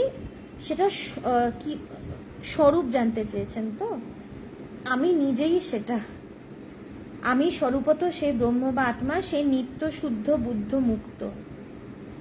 তার স্বরূপের না বর্ণনা করা যায় না, কারণ সেটা বাক্যমনের অতীত আবাং মানসা গোচরম। খালি এইটুকুই বলতে পারবো নিত্য শুদ্ধ বুদ্ধ মুক্ত, সেটা স্বরূপের বর্ণনা করা যায় না, সেটাকে অনুভব করতে হয়। অনুভব করলেই একমাত্র বোঝা যায়, মুখে সেটাকে ব্যাখ্যা করা যায় না। কিন্তু জীবাত্মা পরমাত্মা দুটো বলে কিছু না, একই ব্যাপার, একই, সেম।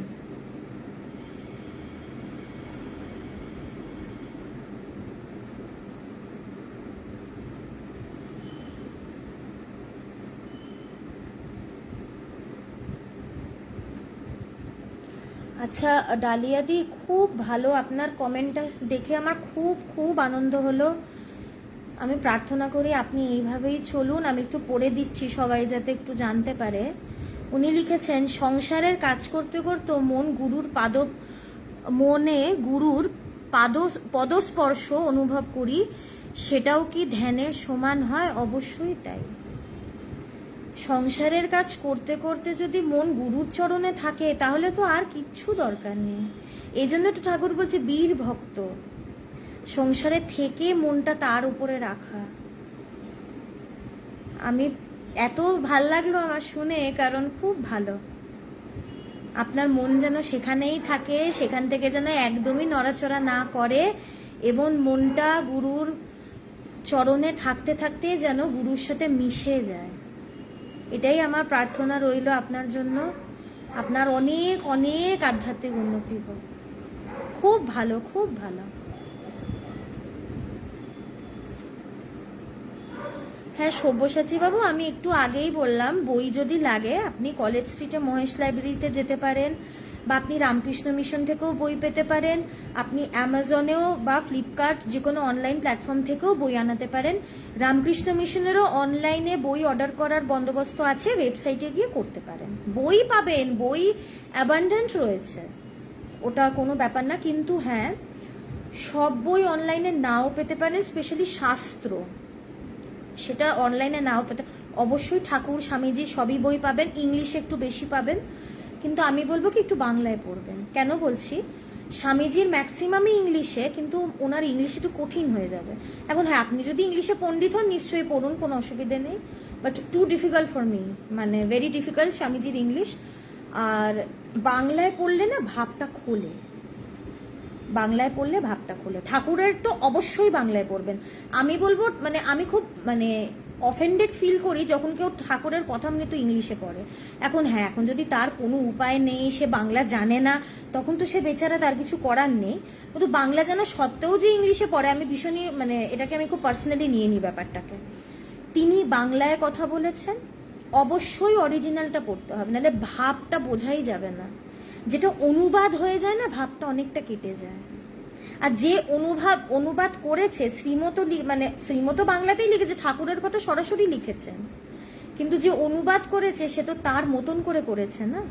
তো অরিজিনালটা সবসময় অরিজিনালটা পড়ার চেষ্টা করতে হবে, বাংলা যে ভাষাটা অরিজিনাল যেটা, সেটাতে পড়াটা ভালো। এখন কেউ যদি বাংলা না জানে, বাংলাটা কাঁচা, যেমনি আমার খুব কষ্টে, খুব দেরি করে আমি বাংলা শিখেছি, তার আগে আমি ইংলিশে বই পড়তাম, কিন্তু এখন কি দেখি কি বাংলাতে অন্যরকম একটা ভাব, সেটা অন্যরকম।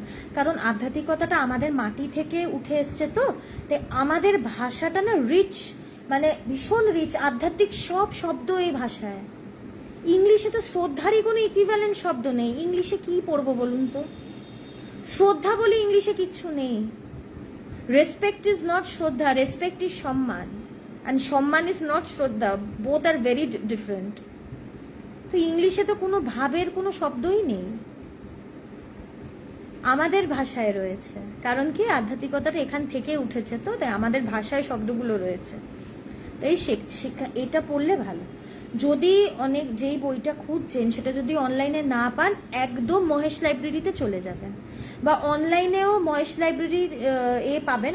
সবার বাড়ি তো কলেজ স্ট্রিটের কাছে নয়, যদি ফোন করে জিজ্ঞেস করে নেবেন বইটা আছেন কিনা, ওনারা যদি বলে হ্যাঁ, গিয়ে নিয়ে নেবেন, বা আমার মনে হয় ওনারা বাড়িতেও বোধহয় ডেলিভার করেন, একটু ফোন করে নেবেন। মহেশ লাইব্রেরি, সব আধ্যাত্মিক বই ওখানে পাওয়া যায়। ওই দোকানটা আধ্যাত্মিক বই রাখেন, শুধু কোনো পড়াশোনার বই, অন্য কোনো বই না। শাস্ত্র, গীতা যা চাইবেন ওখানে পাবেন।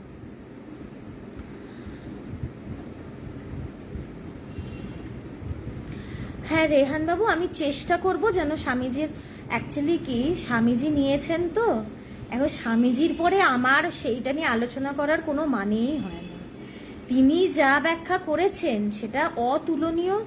100 বার চেষ্টা করব সেই ভিডিওগুলো যেন দেওয়া হয়। বিবেক চূড়ামণি শঙ্করাচার্য সেটা নিয়ে তিনি ব্যাখ্যা করেছেন, 100 বার চেষ্টা করব যেন ভিডিওগুলো, আমি একটু কথা বলে নিই, কারণ এই একটা সিস্টেমে চলে তো গ্রুপে সবকিছু, আমি কথা বলে নিশ্চয়ই চেষ্টা করব সেটা যেন দেওয়া হয়।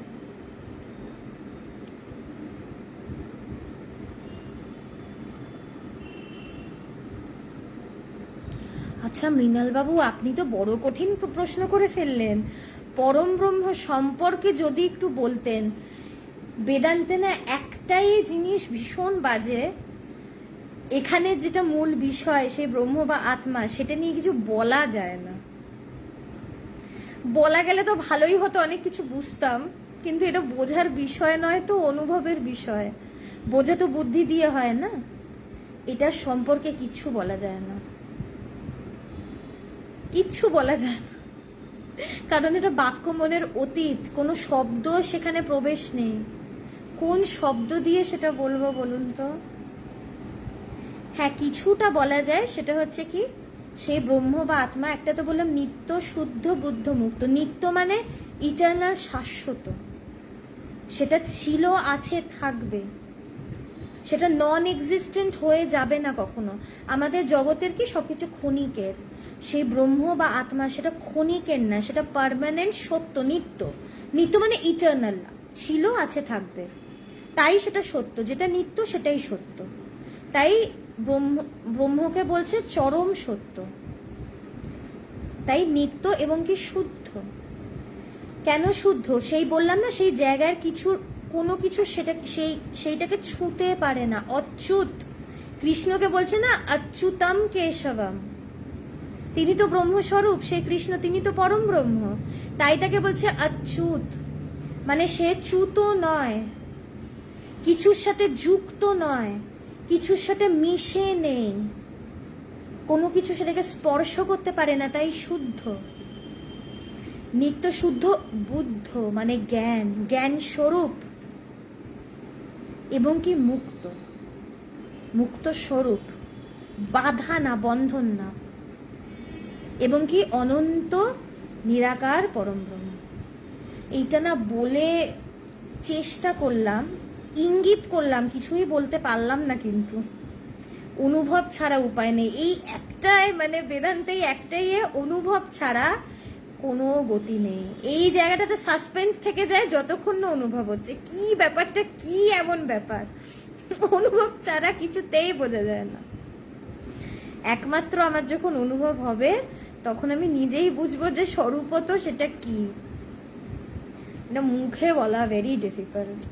পৃথিবীতে কেউ জন্মায়নি যে ব্রহ্ম সম্পর্কে পাতার পর পাতা ব্যাখ্যা দিতে পারবে। স্বামীজি শেষে লিখছে না, নাহি সূর্য নাহি জ্যোতি, শেষে কি আবাং মানসা গোচরম। বোঝে প্রাণ, বোঝে যার, যার হয় সেই বোঝে। এটাকে বলে বোঝানো যায় না, এটাকে হয়ে বোঝা যায়।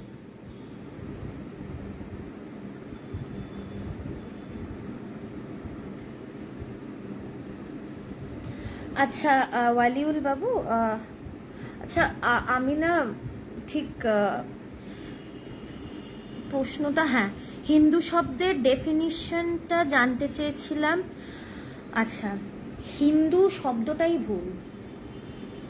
অ্যাকচুয়ালি হিন্দুইজম পুরো ব্যাপারটাই ভুল। আমরা বলি কি আমরা হিন্দু এবং আমাদের ধর্মটা হিন্দুইজম। আমাদের ধর্ম হিন্দুইজম নয়, সনাতন ধর্ম। হিন্দু শব্দটা অপভ্রংশ, ভুল উচ্চারণ করতে করতে এটা এসছে। সিন্ধুর পাড়ে আমরা থাকতাম, নদীর পাড়ে, স উচ্চারণ করতে পারতো না, হ উচ্চারণ করতো, হিন্দু হিন্দু বলতো। তো হিন্দু কারা, মানে হিন্দু শব্দটাই এটা একটা অপভ্রংশ, একটা মিসনোমার। সিন্ধু নদীর পাশে যারা থাকে তারাই হিন্দু। তো এটাতে কিন্তু আমাদের ধর্ম বোঝায় না, আমাদের সনাতন ধর্ম। Hinduism is nothing. হিন্দুইজম বলতে আমি তো কিছু বুঝি না, আমি সনাতন ধর্ম বুঝি। হিন্দুইজম মানে কি একটা জগা খিচুড়ি, হাজার জিনিস ঢোকানো। ভারতবর্ষের সৌন্দর্য কি, ভারতবর্ষ না সবকিছুকে অ্যাকসেপ্ট করেছে, প্রত্যেকটা মতবাদ, প্রত্যেকটা বিশ্বাস, সবকিছু, মানে হিন্দু ভারতবর্ষ সবকিছুকে অ্যাকসেপ্ট করে। করতে করতে করতে করতে অনেক কিছু নিয়ে জগা খুচুরি একটা হিন্দুইজম। হিন্দুইজম বলতে কি বোঝায় কেউ জানে না কিন্তু। তা আমাদের ধর্ম হচ্ছে সনাতন ধর্ম, আর হিন্দু শব্দটাই ভুল।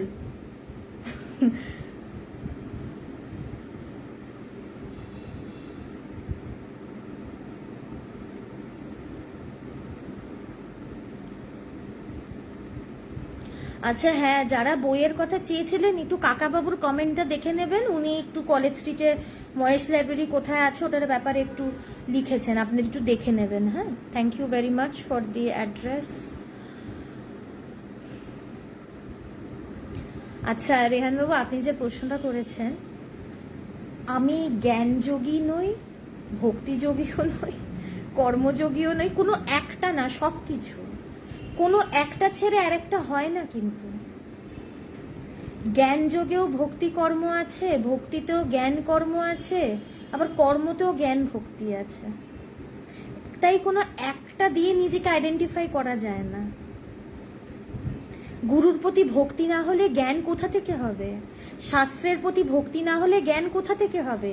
এই যে বিচার করছি, সাধনা করছি, এটাও তো কর্ম। তাই কোনো কিছু ছাড়া কোনোটা নয় কিন্তু। তাই নিজেকে যে কোনো একটা বলে কিন্তু আইডেন্টিফাই করা ভেরি ডিফিকাল্ট ফর মি।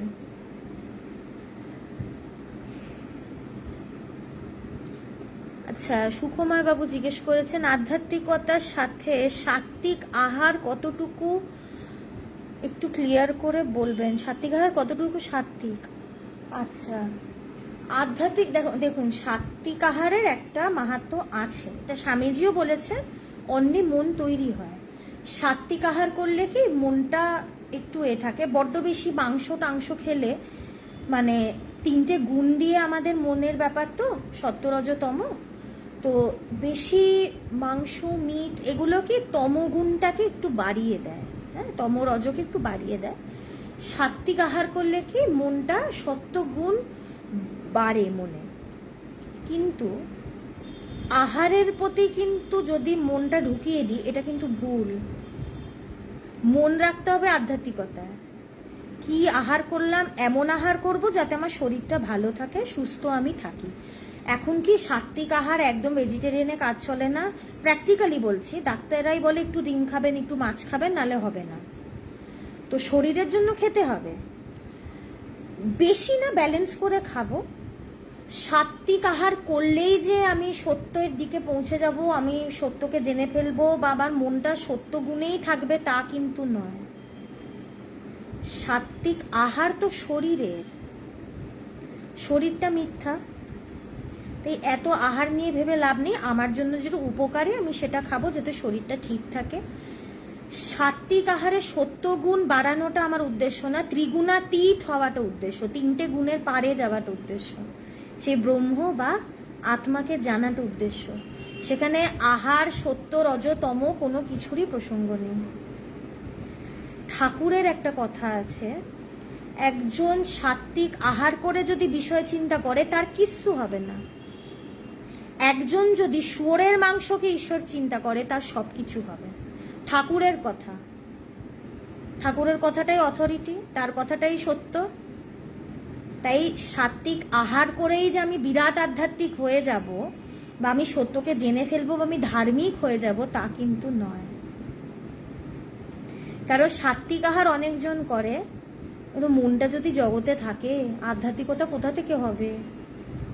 এর চেয়ে মাংস খাচ্ছি, মনটা ঈশ্বরে আছে, তাতে সবকিছু হবে।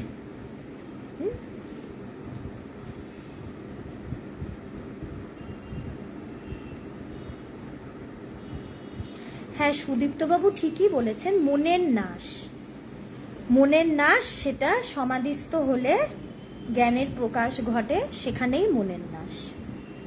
ওটাই তো উদ্দেশ্য, ওটাই উদ্দেশ্য, মনের নাশটাই হচ্ছে উদ্দেশ্য। আচ্ছা, আমাকে একটু সময় দিন, আমি আগের প্রশ্নগুলো শেষ করি, অনেকদিন ধরে তারা বলে রেখেছে তো। আচ্ছা, পিকু বাবু জিজ্ঞেস করেছেন ব্রহ্ম কেন সত্য? কেন সত্য? সত্য তো সত্যই, সেটা সেটা কি কেন হয়? মিথ্যার সাথে কেন হয়? কেন মিথ্যা বললে, কেন মিথ্যা করলে, সত্য কেন?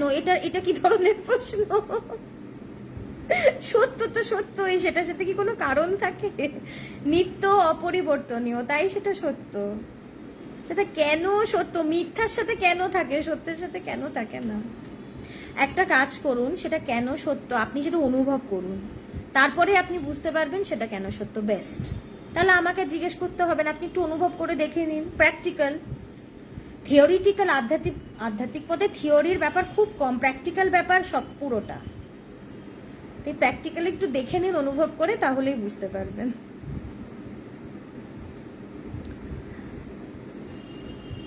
আচ্ছা, বিশ্বনাথ বাবু জিজ্ঞেস করেছিলেন বেদের আগে কি কোনো শাস্ত্রগ্রন্থ ছিল? বেদটাই আগে শ্রুতি রূপে ছিল, তারপরে সেটাকে লেখা হয়।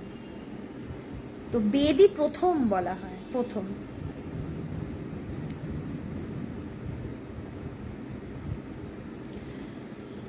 আচ্ছা, রূপন বাবু জিজ্ঞেস করেছেন যত মত তত পথ কিভাবে হয়? কিভাবে হয়? যে যেরকম পথ দিয়ে চলে, এক একজনের মন এক এক রকম, এক একজনের নেচার এক এক রকম, তাই সাধনাও কিন্তু এক এক রকম হয়। আধ্যাত্মিক পথে না এই জন্য কোনো পার্টিকুলার রাস্তা নেই, কিন্তু এই একটাই রাস্তা দিয়ে চলতে হবে এরকম কিন্তু না। যে যেরকম সে কিন্তু সেই রকম রাস্তা বার করে নিয়ে সে সেইভাবে চলে সে সত্যে পৌঁছায়। তাই যে যেরকম তার মতও সেরকম, তাই পথও সেরকম। সে তার মতন করে পথ তৈরি করে সে এগোয়। এই জন্যই তো এত আলাদা আলাদা না, এই জন্যই এত আলাদা আলাদা পথ, কিন্তু প্রত্যেকটা পথ একই জায়গায় গিয়ে দাঁড়াচ্ছে, গন্তব্য এক। কিন্তু যেহেতু আমাদের নেচার, সংস্কার, মনের ইনক্লিনেশন এগুলো আলাদা আলাদা, তাই পথগুলোও আলাদা আলাদা। এবং যে যেই পথ দিয়ে যায়, ধরো আমি মরুভূমির পথ দিয়ে যাচ্ছি, তো আমি তো মরুভূমিরই ব্যাখ্যা করতে পারবো না যে চারিদিকে বালি, খুব খরা রোদ। এখন যে জঙ্গলের ভেতর দিয়ে যাচ্ছে সে বলবে অনেক গাছ। তো যে যেই পথ দিয়ে যাচ্ছে তা তো সেই পথ অনুযায়ী মত হবে, তাই না? সে তো সেইভাবেই ব্যাখ্যাটা করবে, তার যেইভাবে অনুভব হচ্ছে। এই জন্য বলছে আধ্যাত্মিক জগতের কোনো ইতি নেই, অনন্ত। কোটি কোটি মানুষ কোটি কোটি ভাবে সেই সত্যকে জানতে পারে। এই জন্যই বলছে যত মত তত পথ। আমি বলতে পারি না আমি যেটা বলছি সেটাই সত্য, এটার বাইরে সব রাস্তা ভুল, এই কথাটাই ভুল, কোনোভাবেই আমি বলতে পারি না, কোনোভাবেই আমি এটা বলতে পারি না যে আমার এই কথাগুলোই ঠিক, এর বাইরে কোনো রাস্তা নেই। অনন্তের ইতি হয় না তো, আধ্যাত্মিক জগতের কোনো ইতি নেই।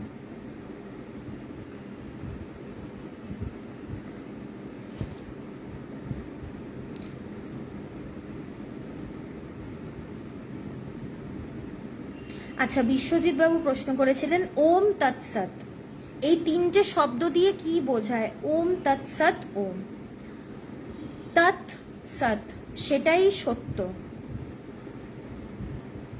সেটাই সত্য, এইটা দিয়ে ইঙ্গিত করা হয় সেই পরম ব্রহ্মের দিকে। ওমটা কিন্তু সেই জায়গা থেকেই একটু উঠে আসছে না, ওম কিন্তু সেই জায়গা থেকেই উঠে আসছে, তো এইটা সেই জায়গার দিকেই ইঙ্গিত করে। ওম উচ্চারণ তো এই জন্যই মন শান্ত করে না, নাদ ব্রহ্ম, এগুলোর অনেক অনুভবের ব্যাপার আছে। তো ওম তৎসৎ ওম বলতে সেই সত্য, মানে এটা সেই ব্রহ্ম বা আত্মাকে দিকেই সেটার কথাই বলছে।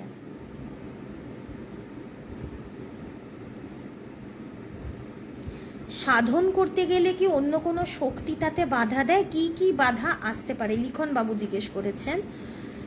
সাধন করতে গেলে মাত্র একটা জিনিসই আমাদেরকে বাধা দেয়, সেটা হচ্ছে আমার মন, এর বাইরে কোনো কিচ্ছু বাধা দেয় না, কোনো বাধা নেই। আমার মনটাই বাধা সৃষ্টি করে, আমার মনটাই বাধা রচনা করে, আমরাও বাধাটাকে কল্পনা করি, মনটাই বাধা দেয়।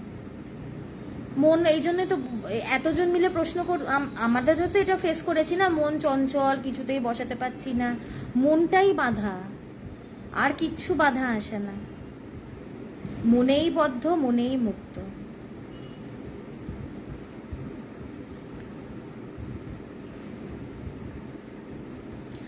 আচ্ছা, মালা কর ভৌমিক উনি জিজ্ঞেস করেছেন, মানুষ মরে গেলে কোথায় যায় জানতে খুব ইচ্ছে করে, যদি একটু বলে দাও খুব ভালো হয়। মানুষ মরে কে বলেছে এটা? আমরা তো সে ব্রহ্মস্বরূপ, আমরা তো জন্ম মৃত্যুর পারে, শরীরটা পঞ্চভূতের তৈরি, মাটিতে মিশে যায়, আমার তো কোনো মৃত্যু নেই, আমি তো সর্বব্যাপী সেই পরম ব্রহ্ম বাত্মা, আমি জন্ম মৃত্যুর পারে।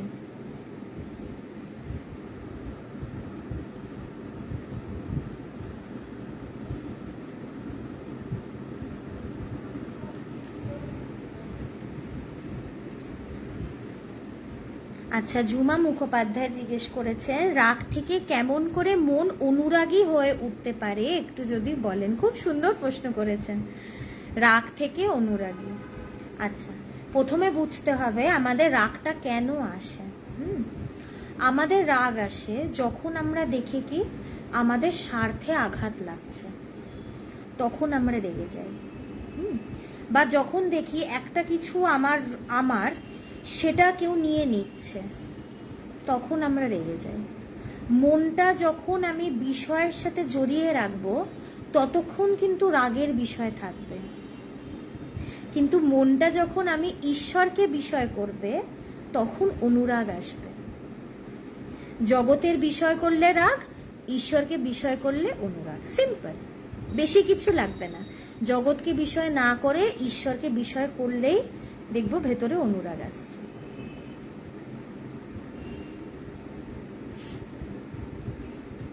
আচ্ছা, হ্যাঁ, আলোপন বাবু, আপনি প্রশ্নটা আগের দিনও করেছিলেন, এবার আসছি। আপনি অনেকক্ষণ আগে, ভেরি সরি আপনাকে অপেক্ষা করালাম অনেকক্ষণ। আচ্ছা, বৈরাগ্য আসবে কি করে? মন যখন ঈশ্বরের দিকে যাবে তখনই বৈরাগ্য, এটাই বৈরাগ্য। বৈরাগ্য মানে যখন সে ঈশ্বর ছাড়া আর কিছু চায় না, যখন তার জগতের থেকে চাওয়া পাওয়া থাকে না, জগতের প্রতি মন থাকে না, সেটাকেই বলছে বৈরাগ্য। তাই মনটা জগৎ থেকে তুলে ঈশ্বরে দিতে হবে। যার ঈশ্বরের প্রতি আসক্তি সেই বৈরাগ্যবান।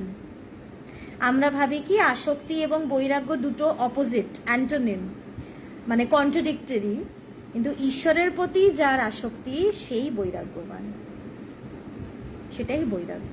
যার জগতের প্রতি মন নেই, সে হয়তো জগতে আছে কিন্তু মনের ভেতরে জগৎ নেই, তাকেই বলছে বৈরাগী। তাই যখন আমার মনটা ঈশ্বরের দিকে যাবে তখনই বুঝবো আমার বৈরাগ্য আসছে।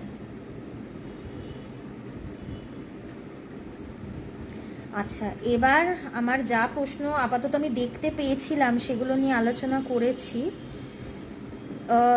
কারুর যদি মনে হয় যে আমি প্রশ্ন করেছিলাম সেটার উত্তর নিয়ে আলোচনা হয়নি, একটু প্লিজ লিখে দেবেন। এত কমেন্ট আসে তো একটু প্লিজ বুঝবেন, মিস হয়ে যায় অনেক সময়, অনেক কমেন্ট মিস হয়ে যায়।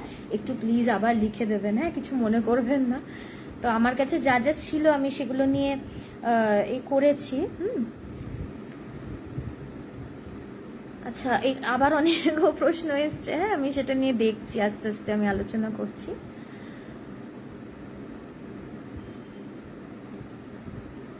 লাস্ট কত অবধি বলেছিলাম জানো? হ্যাঁ, এখানে কেন যে এত স্ক্রোলের সমস্যা আমি কিছুতেই বুঝতে পারি না।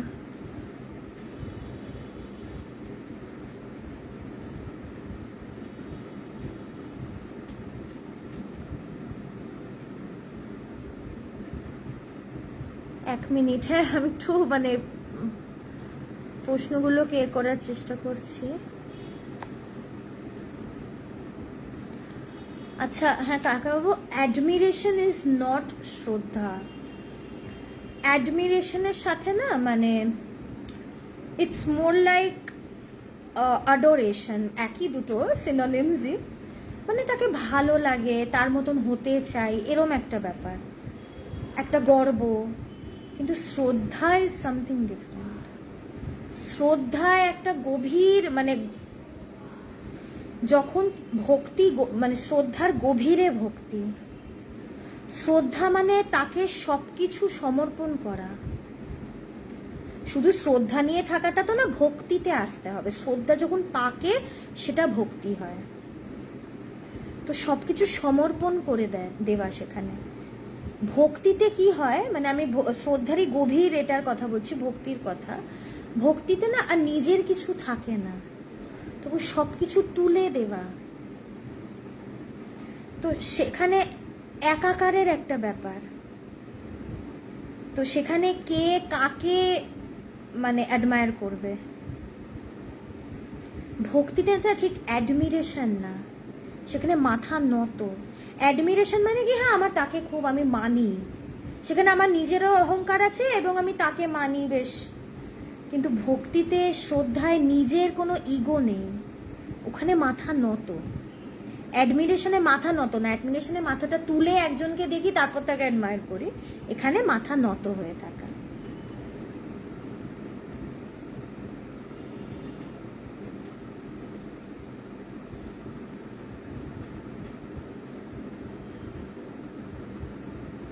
আচ্ছা মলয়বাবু, আপনি যেটা জিজ্ঞেস করছেন কুণ্ডলিনী, কুণ্ডলিনীটা না যোগের মধ্যে পড়ে, রাজযোগের মধ্যে। অদ্বৈত বেদান্তে কুণ্ডলিনীর খুব একটা নেই আর কি। কিন্তু ধ্যান করতে করতে, এখন ধ্যান তো রাজযোগ, ভক্তিযোগ, জ্ঞানযোগ ধরে হয় না, ধ্যানই হয়, সেখানে কুণ্ডলিনী জাগরণ হয়। কিন্তু অদ্বৈত বেদান্তে সেটার খুব একটা প্রসঙ্গ নেই।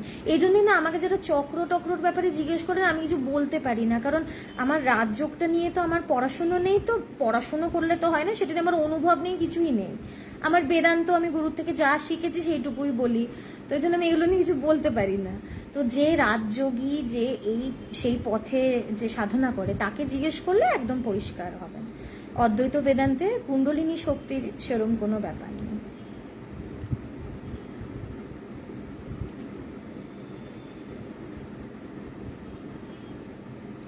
আচ্ছা, একটা কথা বলছি, অভিষেক দাস, খুব সুন্দর প্রশ্ন।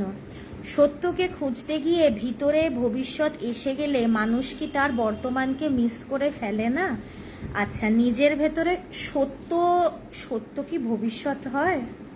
সত্য তো সেটা নিত্য বর্তমান, তাই তো সেটা সত্য। সত্য তো তিনটে কালের অতীতে। সত্য তো সত্য অপরিবর্তনীয়, অতীতেও ছিল, বর্তমানও আছে, ভবিষ্যতেও থাকবে। সেটা নিত্য বর্তমান, সেটা ভবিষ্যতের ব্যাপার নয়। আমি তো নিত্য বর্তমান, যে তাকে খুঁজছি, সেখানে মিস করার তো কোনো ব্যাপারই নেই, তাই না?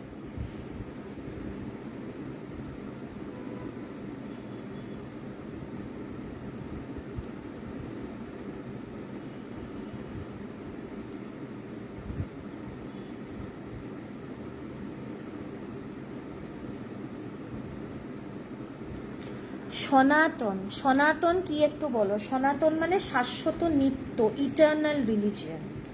ছিল, আছে, থাকবে। মানে এখানে যে বিষয়টা নিয়ে কথা হয় সেটা চরম সত্য, সেটাই চরম নিত্য, সেই ব্রহ্ম বা আত্মা, সেটাই তো সনাতন। তো আমরা সেই সনাতন স্বরূপ, আমরা নিজেদেরকে জীব বলে ভাবি এবং এটাও মনে করি কি যে আমার জন্ম আছে, মৃত্যু আছে, আমি চলে যাব, কিন্তু সেটা সত্য নয়।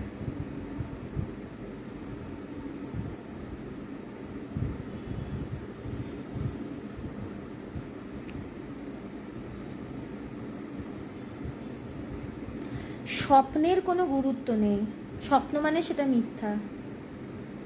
স্বপ্ন অবস্থায় কি হয়, মনটা দুই ভাগে ভাগ হয়, দৃশ্য এবং দ্রষ্টা।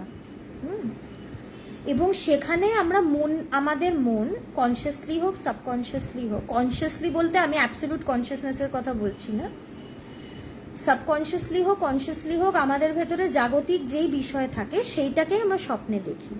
স্বপ্নটা তো মিথ্যা, যখনই জেগে উঠি সেটা চলে যায়, ভেঙে যায়, অবস্থার পরিবর্তন হয়, পরিবর্তনশীল মানে সেটা মিথ্যা।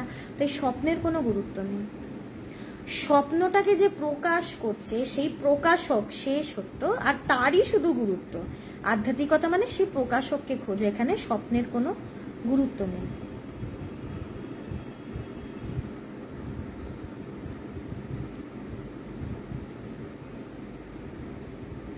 হ্যাঁ সৌরজিৎ বাবু, আমাদের জীবনের পরম উদ্দেশ্য ঠাকুর তো অনেক বছর আগে বলেই গেছেন, তার কথাটাই বলছি।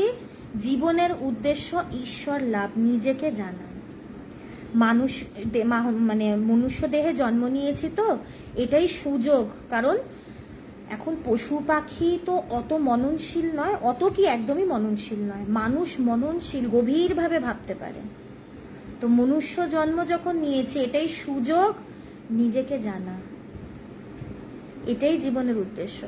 সংসার মানেই সেটা মায়া বা মোহ, সেটা অবশ্যই। সংসার যদি সত্য হতো, সংসারের অস্তিত্ব আমার কাছে সব সময় থাকতো, ঘুমিয়ে পড়লেই থাকে না। কোথায় আগুন লেগেছে, কি হচ্ছে, কে দেখবে, আমি তো নাক ডেকে ঘুমাচ্ছি। তাই যেটা সত্য সেটা সবসময় নিত্য বর্তমান, তার উপস্থিতি সবসময় থাকে, এবং আমি সবসময় সেটা জানতে হোক অজান্তে হোক সেটা কিন্তু আছেই। মহাপুরুষরা সেটাকে জেনে উপভোগ করে, আমরা সেটাকে জানতে পারি না বলে কষ্ট পাই। তারা জেনে আনন্দ উপভোগ করে, আমরা না জেনে দুঃখ উপভোগ করি। পুনর্জন্ম ভেরি ডিবেটেবল টপিক। কেন বলছি, যেহেতু আমি বেদান্ত চর্চা করি, এখানে পুনর্জন্মের কোনো ব্যাপার নেই, কারণ জন্ম মৃত্যুর পারে যে তার আবার পুনর্জন্ম কি। কিন্তু আবার সংস্কারেরও তো একটা ব্যাপার আছে না, সংস্কারটাকেও ফেলা যায় না, এবং সংস্কার তো জন্ম জন্মান্তরের হয়। তো সেখানে আবার পুনর্জন্মের একটা ব্যাপার স্বীকারও করতে হয়, যে আগের এ থেকে যা সংস্কার পেয়েছি সেটাই আমাদের সংস্কার, মানে প্রিকনসিভ নোশনস, সেটারও একটা ব্যাপার আছে। তো এইটা বলা যায় ব্যবহারিক জগতের ক্ষেত্রে পুনর্জন্মের একটা ব্যাপার আছে, কারণ আমরা সংস্কার নিয়েই থাকি, প্রিকনসিভ নোশনস বা পাস্ট ইমপ্রেশনস। কিন্তু চরম সত্যে সেখানে কোনো সংস্কার নেই, সেটা সংস্কার মুক্ত, সংস্কারের পারে সেই জায়গা। তো এইটা এইভাবেই বলা যায় আর কি।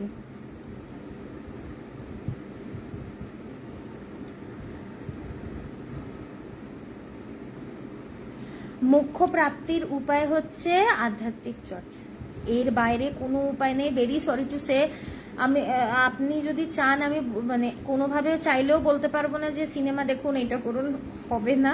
আধ্যাত্মিক পথ ছাড়া উপায় নেই, নান্যা পন্থা, এর বাইরে কোনো পথ নেই। মোক্ষ পাওয়ার, মোক্ষ প্রাপ্ত মানে মোক্ষ আলাদা করে পাওয়ার কিছু নেই। আমি মুক্ত হয়ে আছি, আমি শুধু বুঝতে পারছি না, আমি মুক্তি স্বরূপ, আমি বুঝতে পারছি না, আলাদা করে মুক্তির কিছু নেই। শুধু আমি ভাবছি আমি বদ্ধ, আমার ভাবনাটা খালি ভাঙতে হবে, আলাদা করে মুক্ত হতে হবে না, ভাবনাটা ভেঙে গেলেই হয়ে গেল। হ্যাঁ শান্তনুবাবু, এত সহজ নয়। যদি বুঝতে চাই তাহলে সহজ হবে না, যদি না বুঝতে চাই তাহলে সহজ হবে। বুদ্ধির পাকে পড়ে গেলেই মুশকিল, এটা বুদ্ধির বিষয় নয় তো। অনুভব সহজ, বুদ্ধি দিয়ে বুঝতে গেলে কঠিন।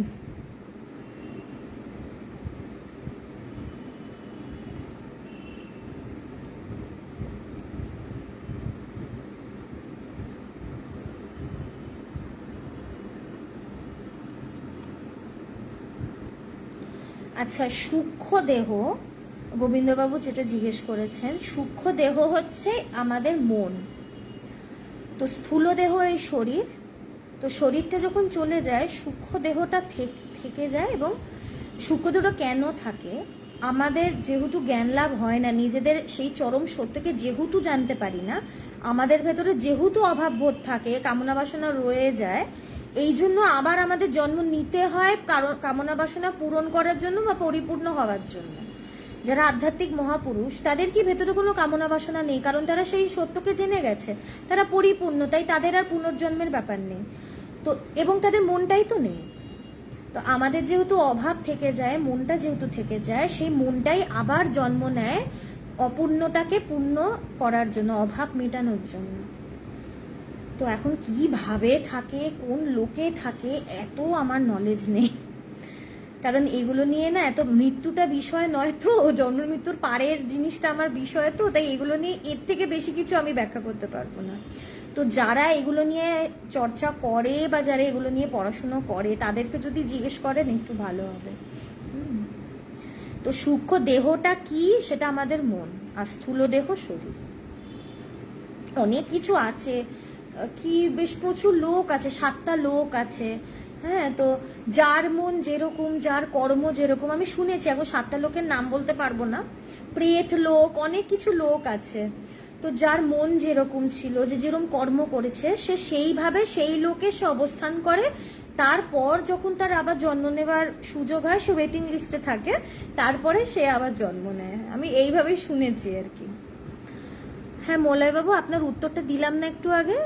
আরো কি কিছু প্রশ্ন করেছিলেন, একটু আরেকবার লিখে দিন। হ্যাঁ রেয়ানবাবু খুব সুন্দর প্রশ্ন করেছেন। ঈশ্বরের প্রতি আসক্তি কখন ছেড়ে যাবে? যখন তার সাথে একাকার হয়ে যাব।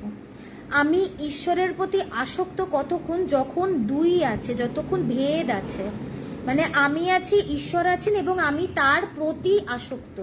আসক্তি থাকতে থাকতে যখন তার সাথে মিশে একাকার হয়ে যাব, তখন আর আসক্তির প্রসঙ্গ নেই, তখন তো একই, তখন আর আসক্তি থাকে না। কারণ কে কার সাথে আসক্তি, মানে কার প্রতি আসক্তি রাখবে, তাই না?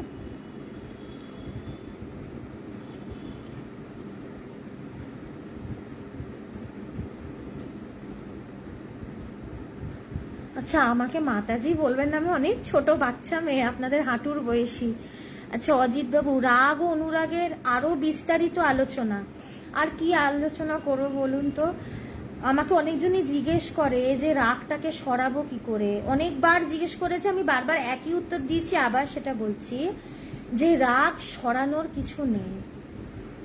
হ্যাঁ, রাগ যদি আসে, আমার রাগ এলো, কেন এলো, এত ভাবার দরকার নেই।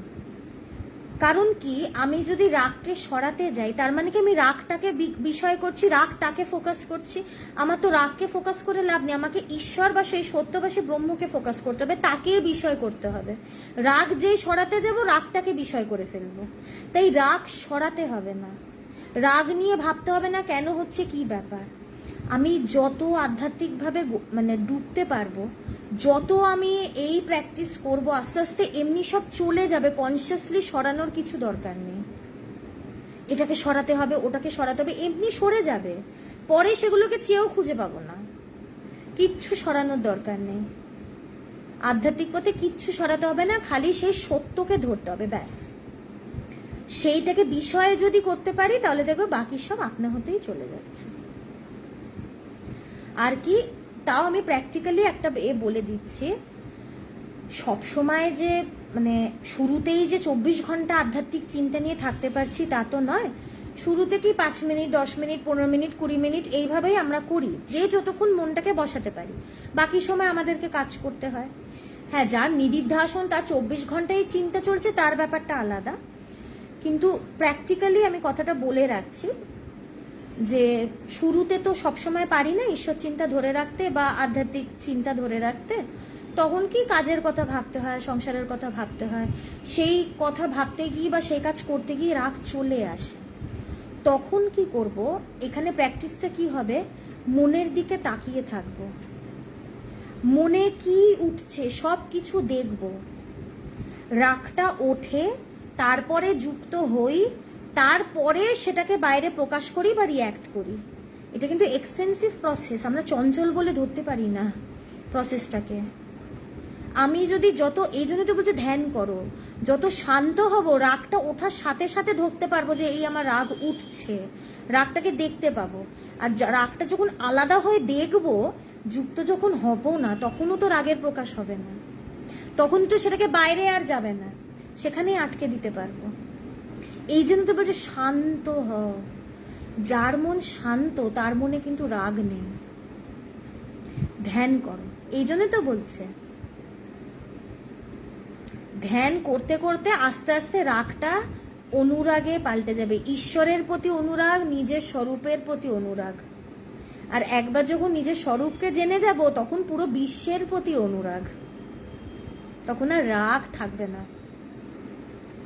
কারণ কি, আমাদের স্বার্থ বুদ্ধি থেকে রাগ তো, তাই বিষয়কে মানে জাগতিক বিষয়ের প্রতি যদি আর আমার স্বার্থ না থাকে, আমার স্বার্থটা যদি ঈশ্বর হয়, তাকে পাওয়া হয়, তাহলে তো আমার আর রাগ উঠবে না,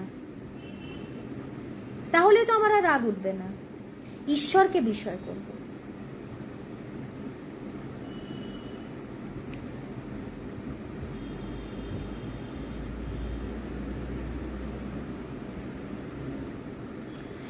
আচ্ছা ইন্দ্রজিৎ বাবু, আপনি যে প্রশ্নটা করেছেন, আমরা না বলি যে আমাদেরকে মানুষকে ইন্সপায়ার করতে হবে, কেন করতে পারি না? আমি ইন্সপায়ার চাইলে করতে পারি, সে ইন্সপায়ার্ড হবে কি না এটা তো তার ওপর। সে যদি ইন্সপায়ার্ড হতে না চায়, তাহলে আমার হাজার ইন্সপিরেশন কাজ করবে না। আর নিডি মানুষ বলতে আমরা সবাই নিডি। ভালো ঘরের মধ্যে আছে বলে কি আমি নিডি নেই? যে রাস্তায় আছে সে একমাত্র নিডি? নিডি বলতে আমাদের তো সব ভীষণ নিডস, আমার মনে নিডস প্রচুর, ভীষণ নিডফুল, সবকিছু তার লাগে, কত বিষয় তার লাগে, কোনো শান্তি নেই তার। আমরা সবাই নিডি। কে কাকে ইন্সপায়ার করব? সবাই তো নিজের এই নিড ফুলফিল করতেই ছুটছি। কেউ তো পুরো পরিপূর্ণ হয়ে বসে নেই, কে কাকে ইন্সপায়ার করবেন? মহাপুরুষরা পরিপূর্ণ বলেই তো একমাত্র তারা ইন্সপায়ার করতে পারেন, কারণ তাদের কোনো নিড নেই, তাদের কোনো কামনা বাসনা নেই। আমরা নিজেদেরটা ভরিয়ে উঠতে পারছি না, অন্যর দিকে তাকানোরই তো সময় নেই, নিজের মনটা তো জ্বালিয়ে পুড়িয়ে মারছে। এই জন্যই তো পারি না। এই জন্য মহাপুরুষরা পারেন, কারণ তাদের তো সব কামনা বাসনা ফুরিয়েছে, তারা পরিপূর্ণ। আমরা নই বলে নিজেদেরটা করতে গিয়ে অন্যদেরকে আর ইন্সপায়ার করতে পারি না। আর নিডি আমরা সবাই। মন সবসময় খাই খাই করছে, মনটাই ভিখারি। রাস্তায় যে বাটি নিয়ে পাচ্ছে সে না, তার ভিখারি অ্যাকচুয়ালি মন হয়। এটা চাই, ওটা চাই। পদার্থের কোনো প্রাণ বা মন নেই, সেটা জড়। যেটা জড় সেখানে তো কোনো প্রাণ নেই, প্রাণের অপোজিটই তো জড়, তাই না? পদার্থের কোনো নেই, প্রাণ বা মন নেই। মানুষের মৃত্যুর পর আত্মার কি গতি হয়? আত্মার কোনো গতিও নেই, কোনো স্থিতিও নেই। গতি এবং স্থিতি সেটা তো অবস্থার বোঝানো হয়, তো আত্মা তো কোনো অবস্থা না, সেটা অবস্থার পারে, কারণ অবস্থা পরিবর্তনশীল। মানুষের মৃত্যুর পর, বারবার বলছি, মৃত্যু নেই, আমরা জন্ম মৃত্যুর পারে, এটা অনুভব সাপেক্ষ। শরীরের মৃত্যু হয়, আমরা সে আত্মা স্বরূপ, ব্রহ্মস্বরূপ, আমরা সর্বব্যাপী, নিত্য। আমার কোনো গতি হওয়ার কিছু নেই, ছিলাম, আছি, থাকবো। আচ্ছা প্রশ্ন তো চলেই আসছে, 1 মিনিট।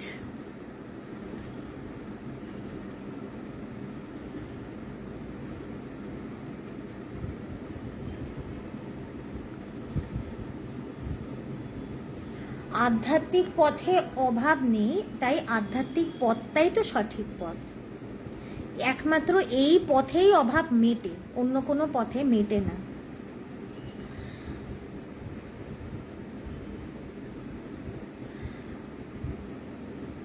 আচ্ছা ওয়ালিউল বাবু, আপনি যে প্রশ্নটা করেছেন পার্সোনাল কোয়েশ্চেন, আমি জীবনে কি হব এটা নিয়ে ভাবিনি। আমার একটাই ছিল, জীবন যেদিকে নিয়ে যায় সেদিকেই যাব, গো উইথ দ্য ফ্লো। আমি একটু লেড ব্যাক, আমি অত চিন্তা করি না আমার অত ওয়ারিজ নেই, যেদিকে জীবন নিয়ে যাবে সেদিকে চলে যাব। আর খুব ভালোভাবে করেছি, ভাবিনি। আধ্যাত্মিক পথে গুরুর কৃপায় চলে এসেছি, জীবনটা এই গতিতেই এগোক, এটাই আমার প্রার্থনা।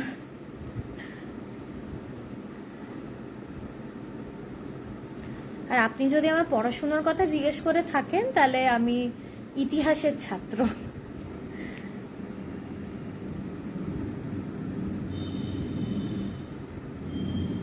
আচ্ছা রূপন বাবু, কৃষ্ণ ছাড়া ব্রহ্মচিন্তা আসে না? কৃষ্ণই তো পরম ব্রহ্ম, আবার আলাদা করে কি ব্রহ্মচিন্তা করবেন? কৃষ্ণ চিন্তা করছি মানেই তো ব্রহ্মের চিন্তা করছি, কৃষ্ণই তো পরম ব্রহ্ম। কৃষ্ণ আলাদা ব্রহ্ম আলাদা, এ তো ভয়ঙ্কর ব্যাপার হয়ে গেল।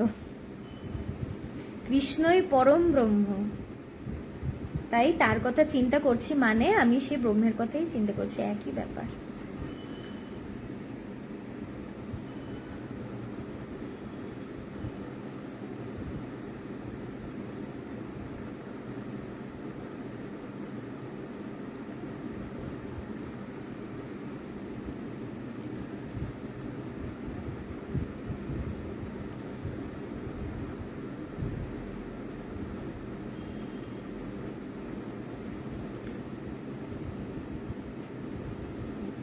আচ্ছা আরো অনেক প্রশ্ন আসছে। হ্যাঁ, আজকে তো অনেক রাত হয়ে গেছে, আপনারা যদি একটু অপেক্ষা করেন খুব ভালো হয়। 1.5 ঘন্টা হয়ে গেছে, 10টাও বেজে গেছে, সবাই খাবেন শোবেন। আমি আজকে আলোচনাটা এখানেই রাখছি। যেই প্রশ্নেরগুলো উত্তরগুলো বাকি রয়ে গেল আমি আবার সেগুলো তুলে রাখছি। আমি চেষ্টা করব আবার প্রশ্ন উত্তরের পর্ব তো প্রত্যেক সপ্তাহে বৃহস্পতিবার হয়, নিশ্চয়ই আমি উত্তর দিয়ে দেবো। হ্যাঁ, বা আমি কমেন্টেও লিখে দেওয়ার চেষ্টা করি। এখন যেটা একটু বিস্তারিত হয় সেটাকে আমি আর কমেন্টে লিখি না। তো একটু যদি আজকে আমি একটু তাড়াতাড়ি ছুটি, কি 1.5 ঘন্টা হয়ে গেছে, তাড়াতাড়ি মোটেও হয়নি, অনেকক্ষণ সময় হয়ে গেছে। তো আজকে আমি একটু এখানেই শেষ করছি, কিছু মনে করবেন না। পরের দিন আবার আমি আলোচনা করব। হ্যাঁ, সবাইকে প্রণাম জানাই, সবাই ভালো থাকবেন।